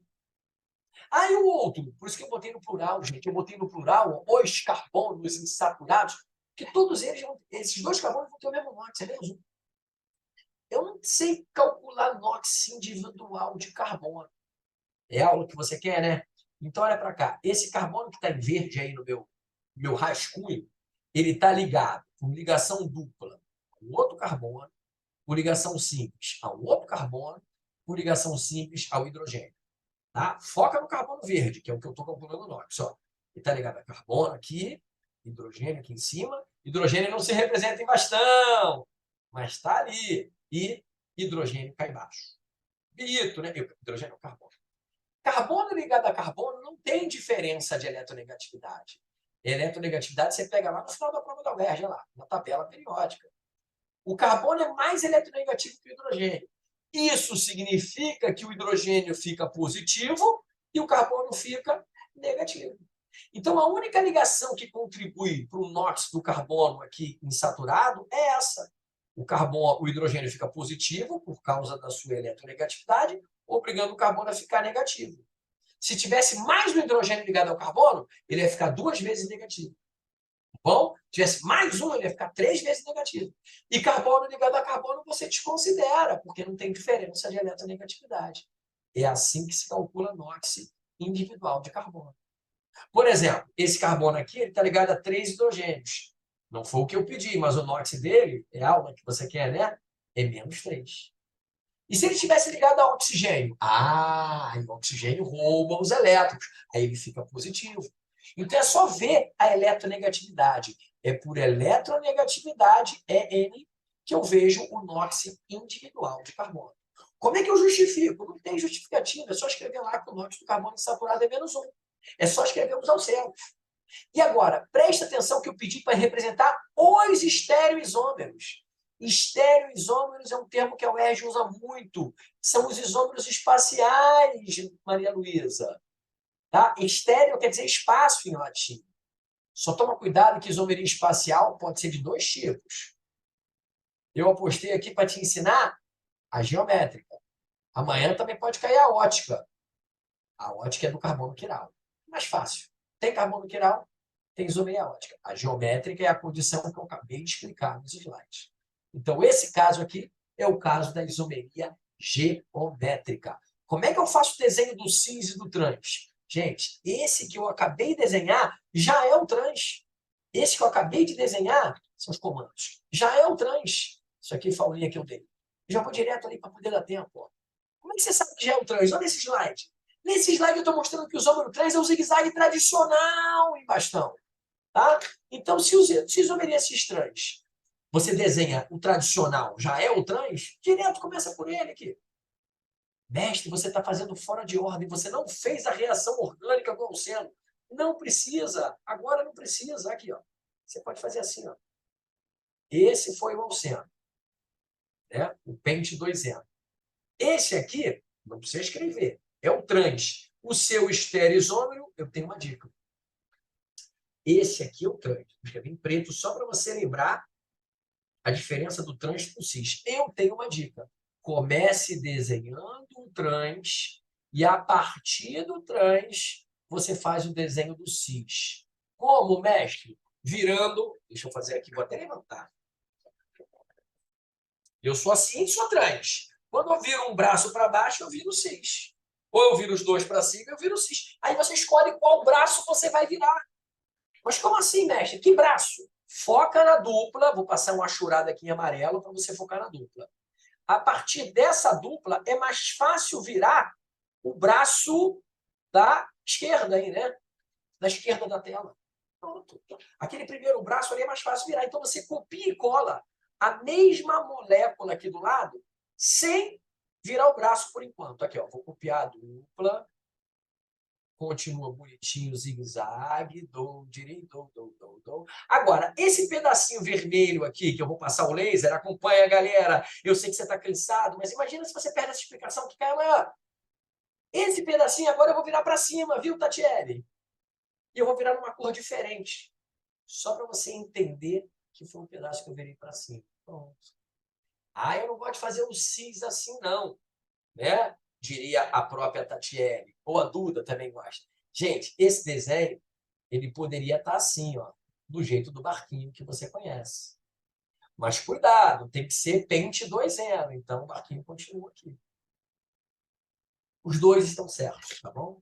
Eu prefiro esse que eu acabei de fazer, que é mais fácil você virar um pedaço para cima, que aí você transformou o que era trans, e tanto faz virar para cima ou para baixo, para o isômero cis. Eu já respondi grande parte da questão. Posso agora responder o NOx e não fiz nada de reações orgânicas, que eu sei que vocês estão querendo. 20 minutinhos, galera. Ele quer o NOx desse carbono aqui, que é o carbono insaturado. E aí não importa se é no cis ou no trans, tanto faz. Você puxa uma seta e diz que o NOx desse carbono, já expliquei como é que eu encontrei ele, é igual a -1. Gente, NOx tem que ter carga, tá? Não existe NOx 1. Tem que botar +1 ou -1, ok? Bom, já respondi o NOx do carbono insaturado, representei a forma estrutural em linha de ligação, tem que ser em bastão dos estereoisômeros, né? O cis e o trans que eu coloquei ali em preto foi só uma dica, não precisa ir na prova. E agora a gente vai falar de reações orgânicas. O que que dá a oxidação de um alceno? Trouxe aqui uma mini aula, porque essa, para mim, é uma das reações orgânicas mais difíceis de entender. Primeiro que não tem mecanismo, Giovana. Oxidação nenhuma tem mecanismo. E quando você faz oxidação enérgica de alceno, que é o que vai acontecer aqui, a banda é rara. Enérgica, você vai quebrar a ligação dupla e formar dois compostos diferentes, que é o que o texto fala lá. Esse produzindo dois compostos orgânicos A e B. Vamos dar um exemplo aqui para você entender. Isso é um alceno genérico. Olha como é que essa oxidação que eu vou fazer é enérgica. A dupla vai quebrar com permanganato de potássio e ácido sulfúrico. Pá, quebrou a dupla. De propósito aqui, eu botei um outro reagente, tá? Você não precisava decorar o reagente. Aquela mistura sulfocrômica é oxidante enérgico. Eu trouxe outra aqui, a mistura sulfomangânica. Quebrei a dupla e separei o alceno em dois fragmentos. Repare no slide que já não tem duplas. Galera, eu tenho mais de 60 slides de reações orgânicas. Isso aqui é um pedaço da minha vida de reações orgânicas, do meu curso completo de Química, que, aliás, começa em fevereiro. Se você precisar, conta comigo no que vem. Você não vai precisar, não. Você vai passar na média esse ano. Olha para cá. Toda vez que você quebrar a dupla por oxidação, olha o nome, oxidar, é dar elétrons, né? Mas você vai pensar que oxidar é acrescentar oxigênio. Então, você vai chegar ali, ó, nesses dois produtos carbônicos e vai enfiar OH em cada ligação que você quebrou. O aluno me pergunta, de onde vem esse OH? Gente, esquece balanceamento de oxidação. Léo, esquece balanceamento de oxidação. Esse OH vem do agente oxidante. Mistura sulfomangânica, mistura sulfocrômica. Mas não foi só uma ligação que nós quebramos. Foram duas ligações que nós quebramos. Lembra? Ligação dupla. Quando você faz isso, parece que você formou um diol. Só que não existe duas hidroxilas ligadas ao mesmo carbono. Por quê? Porque isso aqui é impossível acontecer. As hidroxilas estão muito próximas. Isso é instável. O que esses compostos vão fazer? Desidratar. Espontaneamente, não é? Isso é um mecanismo fake, mas ajuda. Quando você tira a água desse lado e tira a água do outro lado, olha o que sobrou. O fragmento do alceno simples O. Só que não existe simples O. A ligação π vai subir para fazer dupla O. Pronto. Acabou? Ainda não. Mas só esse dupla O já mostra, viu, Giovana? Essa é a sua dúvida. Só esse dupla O já mostra que alceno, quando sofre oxidação enérgica, vai formar uma função orgânica ou duas funções orgânicas que tem dupla O. Pode ser ácido carboxílico, de repente pode ser cetona. Depende daqueles carbonos, daqueles ligantes que tem ao redor do carbono. Não é fácil, não. Aí a gente vai começar a pensar em quem são aqueles ligantes R. Se aquele ligante R forem dois carbonos, não tem mais o que fazer. Acabou a oxidação. Você já sabe o que é isso aí, gente. Olha para esse desenho que está na tela. Uma cetona. Se aqueles dois carbonos for um carbono e um hidrogênio, ainda tem o que fazer. Por que ainda tem o que fazer? Porque oxidar é encher de oxigênio. Então, você vai botar um oxigênio antes do hidrogênio. E se for dois hidrogênios, tem que botar mais oxigênio ainda. Gente, essas são as três possibilidades. Então, se o fragmento tiver dois carbonos, um carbono e hidrogênio, ou dois hidrogênios, vão dar três funções diferentes. Vamos mostrar quais são? Primeiro caso, não tem o que fazer. Cetona. Segundo caso, se ainda tem H livre, enfia um O ali antes. Oxidar é enfiar O. Não dá para enfiar O antes do carbono, mas dá para enfiar O antes do hidrogênio. E aí você tem uma função famosa, ácido carboxílico. Agora, se for 2 hidrogênios, olha que loucura. Vai entrar O e O de novo. Mas a gente acabou de aprender ali na gotinha que 2 hidroxilas desidrata e vira dupla O. Cara, se você tirar essas 2 hidroxilas e botar dupla O, é CO2, o famoso gás carbônico. Então, quais são as possibilidades na oxidação de um alceno? Oxidação enérgica de alceno só vai dar cetona, ácido carboxílico ou gás carbônico. Gás carbônico não serve para nada, mas quando cai em prova, cai dizendo assim, efervescência, borbulhou, vira um teste. Né? Se eu boto a mistura sulfocrômica no alceno e ele borbulha, significa que a ligação dupla estava na ponta. Como assim a ligação dupla estava na ponta? Se a ligação dupla estava na ponta do alceno, significa que esse carbono tem 2 Hs. E a gente acabou de ver, estou voltando, que o carbono com 2 Hs recebe OO, desidrata e vira CO2, a tal da efervescência. Ai, mestre, falta menos de 24 horas para a prova, não vou decorar isso. Isso, tudo que está aqui, você não vai decorar.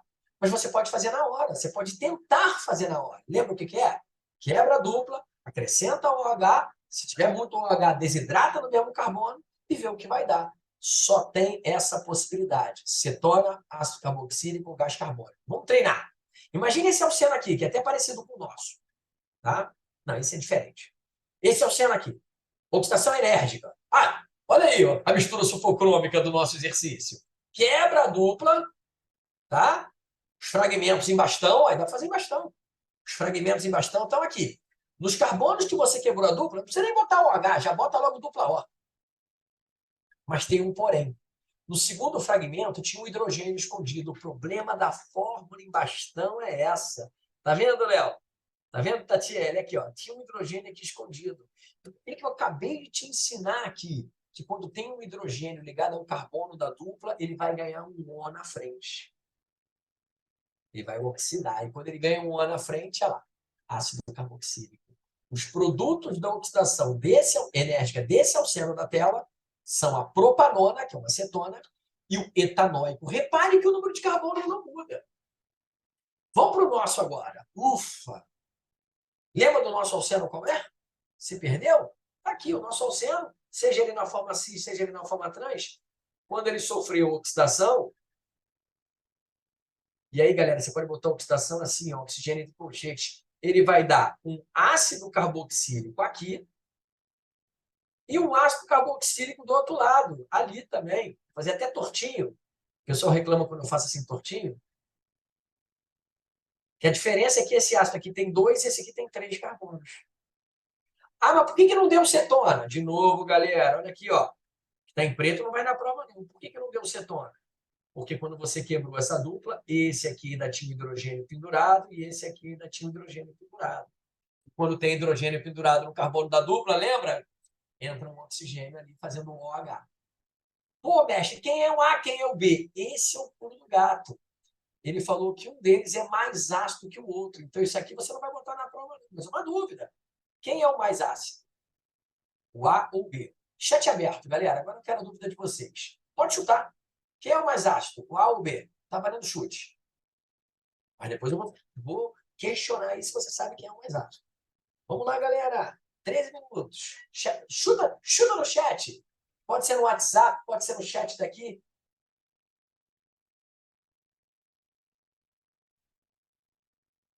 E aí, Giovana? Marcelo acha que o mais ácido é o A. Tem que ter vergonha não, gente. É aula isso aqui. Não está ao vivo, não. Não está online, não. Alguém mais concorda com a Marcele? Duda também acha que é o A, o etanóico. O nome deles é etanóico e propanóico. E é o A mesmo. O que está em preto aqui, o que está em preto não precisa ir na prova, não. Cara, isso aqui é a acidez e basicidade dos compostos. Eu tenho uma dica aqui para você saber que esse é mais ácido do que esse. Quando a cadeia carbônica aumenta, vou colocar aqui, é aula, né? Quando a cadeia carbônica aumenta, vou fazer aqui mesmo. Quando aumenta a cadeia carbônica, Isso, tem a ver com o tamanho da cadeia carbônica, mas é mais profundo do que isso, Marcele. Quando aumenta a cadeia carbônica, na verdade, ó, então você está acrescentando um radical eletronrepelente, chamado de ER. E aí tem uma frase que eu sempre faço vocês decorarem, que é a seguinte, ó: grupos elétron atraentes, que é o contrário de elétron repelente, aumenta a acidez. Se grupos olha essa frase, como é que é fácil, galera nova. Maria Luísa, Emily, Giovana, se grupos elétron atraentes, que não é o nosso caso, tá, aumentam a acidez, grupo eletroatraente é flúor, cloro, bromo, aqueles caras muito eletronegativos, né? Aqui, flúor, cloro, hidroxila, bromo, aumenta a acidez. Um grupo elétron repelente vai fazer o quê com a acidez? Essa frase é fácil. O grupo elétron atraente aumenta a acidez. É tudo com A. Decorou, bastou. Grupo elétron atraente aumenta a acidez. Quando você aumenta a cadeia carbônica, você está botando CH3. Quando você bota CH3, CH3 é um grupo elétron repelente. Então, o grupo eletrorrepelente não aumenta a acidez, diminui. Quanto mais... Por isso, Marcele, que você lembra, quanto maior a cadeia carbônica, menor a acidez. É isso. Então, mais ácido é o de menor cadeia. Tem explicação, né? Mas tudo que está colorido aqui na prova não precisa colocar. Mas por que eu tenho que saber quem é o mais ácido e quem não é? Para terminar a nossa manhã de hoje. Está escrito que o mais ácido, né, é o A. E aí, o A nomeia o isômero funcional de A. Ah, olha que barato. O A é um ácido carboxílico. O B também era. Olha que sorte. No, isômero funcional de ácido carboxílico é éster. Só que eu quero o nome do isômero funcional. Então, você vai pegar o A, puxar uma setinha e escrever assim, isômero funcional. Todo ácido carboxílico adora ter como isômero de função tem que mudar, né? A função. Um éster. Porque é muito parecido. Se o teu ácido carboxílico A tem 2 carbonos, está aqui em bastão, o teu éster vai ter que ter 2 carbonos. E aí, gente, olha que sacanagem. Éster de 2 carbonos é horrível desenhar em bastão. Vou fazer na fórmula plana só para você poder enxergar. É esse aqui, ó. Éster de 2 carbonos é um carbono na cadeia principal, Giovana, e um depois. E a nomenclatura de éster, metanolato, metano, porque é um carbono, metila. Então, esse é o nome do isômero funcional. É óbvio que se você quiser deixar isso aqui na prova, é melhor, porque não vem do nada. Agora, sobre o B, a pergunta é outra. Eu quero que você me diga do B o produto da reação dele com amônia. O que vai acontecer quando o B é o propanóico, reagir com amônia? Isso é uma reação importantíssima, porque é uma reação tipo ácido-base, tipo reação que você vê na biologia dos aminoácidos. Amina com ácido, amônia, que tem caráter básico, com ácido. O que acontece aqui, ó, colorido não precisa, se não está em preto, não precisa na prova, não. É que a amônia separa em H e NH2. E aí o NH2, que é negativo, vai fazer uma substituição com OH, que também é negativo. Pronto. Você pode pensar assim. É um jeito de pensar. Ah, não pensei assim, não. Eu pensei em sair o H+, com o NH3+. Gente, quando você troca, vai dar amida. Sempre produza uma função que você saiba o nome. Você não pode produzir algo impossível. Olha o que acontece quando o NH2 entra no lugar do OH e sobra o quê? Água. Mexe, precisava ter botado a reação toda? Não. Mas se quiser, não tem problema nenhum, porque esse foi o desenvolvimento para você dizer que produziu a função amida. Aqui eu não quero saber o nome da amida, não. Eu só quero saber o nome da função. Então, vamos ver se eu fechei todos os desenvolvimentos. Quer ver? Todos os comandos, desculpa. Nomeie o isômero funcional de A. Nomeei, metanoato de etila. A função orgânica do produto da reação de B com amônia. Acabei de fazer. amida. B com amônia, deu amida. Não é obrigado a deixar a reação aí, não. Em seguida, determina o NOx do carbono insaturado do alceno, lá em cima, NOx igual a -1. Tá? E as fórmulas estruturais em bastão dos alcenos estão aí representadas. Gente, eu vi que está cheio de dúvida aí da galera, tá? Mas a gente vai tirando dúvida com o passar do tempo. O que eu prometo para você? Vamos lá. Reações orgânicas, funções orgânicas, isomeria, oxirredução, porque NOx é oxirredução. Ainda faltou um detalhe aqui, quer ver?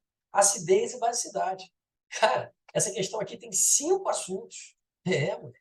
Faltou um detalhe mesmo aqui. Eu esqueci de falar que aqui também tem acidez e basicidade na química orgânica. Saber que a cadeia carbônica maior saber que a cadeia carbônica maior é menos ácida, né? Isso é acidez e basicidade. Estou escrevendo ao vivo. Vou dar uma dica para você fazer a questão 4, quem não conseguiu fazer, tá? Os orgânicos, os compostos orgânicos. Pronto. Vou dar uma dica para quem não conseguiu fazer a questão 4. Só um comentário. Não, gente, não vou fazê-lo lá na pressa, não acho produtivo. Mas, olha, eu queria que vocês soubessem, tá? Deixa eu até desligar aqui, eu volto para falar. Eu queria que vocês soubessem que a gente, Emily, Marcele, as duas Giovanas, Camila, estava esquecendo de você, Maria Luísa, né? Minha querida Guilherme, Dudinha, que chegou um pouquinho depois, Tatiele, eu queria que vocês soubessem que nessa aula a gente reviu, sem fazer a questão 4, 21 tópicos. Tá? A questão 4, tá? Ela é de termoquímica, e é uma termoquímica muito específica, lei de Hess. É aquela, Léo, que dá um trabalho, né, que você tem que saber que manipulações fazer. Eu vou fazer isso agora, vou mostrar quais manipulações vocês vão fazer. Mas não vão fazer as manipulações porque não vai dar tempo. Só tem lei de Hess? Não. Tem uma pegadinha aqui que é classificar os óxidos de ferro que aí estão. Acho que eu posso dar uma aulinha nesses 4 minutos que faltam sobre os óxidos de ferro. Acho que é mais importante do que termoquímica, né? Olha só. Olha lá. Classifique os 3 óxidos de ferro. Espera aí que a tela não está projetada. Esqueci de projetar aqui a telinha. Vou projetar aqui para vocês. Tchum, tchum, tchum, tchum. Pronto. Agora está compartilhada a tela. Ó. Classifique os 3 óxidos de ferro presentes nas equações químicas. Pronto, aí apareceu. Quais são os 3 óxidos de ferro? Isso aqui vale a pena a gente comentar, dá para fazer logo aqui. Ó. O FeO, o Fe2O3 e o Fe3O4. Vou até colocar nessa ordem aqui. Ó. FeO, óxido ferroso, tem uma classificação, olha que pegadinha. Fe2O3 tem outra classificação e Fe3O4 tem outra classificação. Eu vou mostrar qual é cada uma delas. O FeO é um óxido básico. Como é que você sabe, mestre? Porque todo óxido, galera do Maratona viu isso recentemente, tá? Todo óxido formado, peraí que agora é aula, com metal mais 1, metal mais 1 é metal de inox 1, e metal de inox 2 forma óxido básico, tá bom? Ainda tem algumas exceções, né? O zinco também forma óxido básico. Vou deixar o zinco para depois, que o zinco vai ser um fósforo, tá? Vou deixar assim, metal mais 1 mais 2, depois a gente bota as exceções. Pronto. Vou fazer uma escadinha aqui para vocês. Se for metal mais 3 e mais 4, é um fótero. Coisa que acontece no Fe3O4. Como é que você sabe, mestre, que o Fe3O4 se classifica como óxido não fótero? Fe3O4, desculpa. Fe2O3. O Fe2O3 é um óxido anfótero, porque o NOx do ferro aqui é mais 3. Estou calculando o NOx bem rápido. Como é que eu sei que o NOx do ferro não é Fe2O3 e é anfótero? Acredito que você saiba por causa do número de oxigênio. Agora, o último caso, depois eu mostro algumas exceções. O último caso é um caso completamente à parte. Toda vez que você tiver um metal 3 ligado a 4 oxigênios, você vai ter um óxido duplo. Esse óxido duplo pode ser chamado de misto. Também pode ser chamado de salino. Você escolhe um dos nomes, não é para escrever os 3, não, tá? Duplo, misto ou salino. E a dica aqui é metal 3O4. Se tiver 3 metais ligados a 4 oxigênios, meu amigo, pode ter certeza que o óxido é duplo. Para terminar essa mini aula de classificações de óxidos, eu vou colocar aqui alguns detalhes que raramente vão acontecer. Mas, por exemplo, tem óxidos anfóteros, tá? Que fogem à regra. São eles o zinco, que é +2, mas é anfótero, o chumbo, que geralmente é 2 também e é anfótero, e o estanho, raramente cai. São as exceções à regra. Mestre, você falou de todos os óxidos? Não, estão faltando os óxidos ácidos. Aí é só você aumentar bastante o NOx. Metal 1, 2, 3 e 4 é tudo básico e anfótero. Se você for para metal 5, metal 6, metal 7, o ferro não consegue fazer isso. Ferro é metal, gente. Bem de transição ali do início, não dá para fazer. Mas aproveitar para notar que os óxidos ácidos não aparecem nessa questão. Isso é a aula. Eles vão ter metal de inox alto, 5, 6, no máximo 7, e principalmente os ametais. Sublinho os ametais. Os ametais é o que mais acontece de comum nos óxidos ácidos. Tá bom, gente? Então, eu consegui fazer uma parte aí dessa questão, que é a parte de classificar os óxidos. Já classifiquei. Como é que você vai calcular a variação da entalpia? Ah, meu amigo, aí é lei de Hess. Lei de Hess é manipular as reações termoquímicas que você tem aqui para chegar no ΔH que foi pedido. Só que talvez você não tenha prestado atenção que o ΔH foi bem pedido aqui, ó, no texto. Aqui. O processo de produção do ferro metálico é a redução. Ó, vou começar aqui, ó, do óxido ferroso com monóxido de carbono. Além do ferro metálico, essa reação produz gás carbônico. A reação está toda descrita em amarelo. Descrita em amarelo. É essa reação que você quer calcular o ΔH. Como é que você vai chegar nela? Procurando o óxido ferroso, procurando o monóxido de carbono, procurando o ferro metálico. Vou dar uma dica.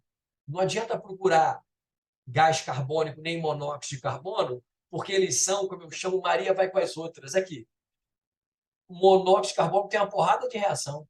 Olha lá, todas têm monóxido, todas têm gás carbônico. Então, os caras que você tem que procurar, Léo, são óxido ferroso e ferro metálico. Sempre que você multiplicar uma reação dessa por 3, por 2, por 4, tem que multiplicar o ΔH. Se você precisar inverter alguma reação dessa aí, tem que trocar o sinal ΔH. Agora, dica, você vai usar as 3. A UERJ dificilmente te dá as 3 para você usar uma só. A UERJ não faz isso. Usa as 3. Tá bom? E não tem forma. Gente, pelo avançar da hora, e eu tenho um horário muito sério para buscar minhas filhas na casa da mãe, fica atento à adição do catalisador, tá? Catalisador acelera a reação química, todo mundo sabe, já estou dando gabarito, né? Catalisador na velocidade, aumenta. Catalisador na variação de entalpia, não muda. Variação de entalpia é calor liberado ou consumido. A reação não muda de rendimento com o catalisador. Então, isso aqui é uma pegadinha clássica. Catalisador altera a variação da velocidade? Não altera. Não altera a variação da entalpia, mas aumenta a velocidade. Todo catalisador aumenta a velocidade de qualquer processo. Cara, só ficou faltando você calcular o ΔH. Eu tenho ele calculado aqui, está meio bagunçado, mas eu vou passar a limpo e vou mandar para vocês. Deixa eu salvar a aulinha, estopar aqui e falar com vocês rapidinho. Gente, é um prazer conhecer Emily, Camila, Giovana, Maria Luísa, que chegaram agora no nosso projeto, né? Foi um prazer enorme trabalhar também com todos vocês que estavam aí, né? Ajudou, Giovana? Que bom, que bom. Cada um tem um nível, cada um tem é uma turma heterogênea, toda aula online é de turmas heterogêneas. Galera que fez maratona aí comigo, 14 aulas seguidas, né? Eu já falei lá no maratona e repito aqui, a gente vai ter um curso completo de química. Eu não gosto de chamar de extensivo, não, mas é um curso completo de química online a partir de fevereiro. Vou começar a falar disso só semana que vem. Já está tudo pronto, mas não vou falar agora, porque agora o teu foco é o ERJ. Amanhã vocês vão fazer a melhor prova de química da vida de vocês. Eu estou falando sério. Muito do que foi dito aqui vai cair amanhã. Muito. Porque é impossível 25 tópicos com esses finalzinho que eu dei aqui, é impossível 25 tópicos não caírem pelo menos 20. Preparar para o UERJ, para mim, é uma satisfação enorme, porque eu acho o vestibular mais tranquilo de todos. Difícil é passar para medicina. A prova da UERJ é mole, né? Você tira ali 7 na prova, que é notão, mas não dá para medicina. Medicina 7 não dá. 7 que eu falo 7 de 10, né? 14 pontos de 20, gente, não dá para medicina, você já perdeu a barra. O objetivo do QPM, do Química para Medicina, meu objetivo, mestre Guedes, é fazer alunos gabaritarem a prova de Química. Uma pena que eu comecei esse projeto muito tarde esse ano. Mas ano que vem eu estou começando um projeto para a UERJ, para a FUVEST, para qualquer vestibular do Brasil, tá? Só não preparo para vestibular militar, porque não é o nosso foco. Medicina é comigo, tá bom? Eu sou referência nisso, eu garanto que a gente vai fazer um bom trabalho ano que vem também, tá bom? E amanhã, calma, relaxa, Duda, Marcele, Emily, que eu estou pensando agora, a Giovana, a Camilinha, Maria Luísa, Tatiele, eu estou torcendo muito por vocês, tá? Eu continuo com o celular aqui, pode tirar dúvida. Vocês estão no grupo do WhatsApp, esse grupo aqui é aberto para tirar dúvida. O dia inteiro, pode ser de noite, de madrugada, até amanhã, hora da prova. Durante a prova não, tá? Eu tiro dúvida de vocês. Tá bom? Beijo grande, espero que tenha sido muito produtivo para vocês, porque para mim foi. Tá bom? Um abraço, gente. Agora descansa para fazer uma boa prova amanhã. Tchau, tchau. Bom restinho de sábado. Obrigado, Duda. Prazer ver vocês.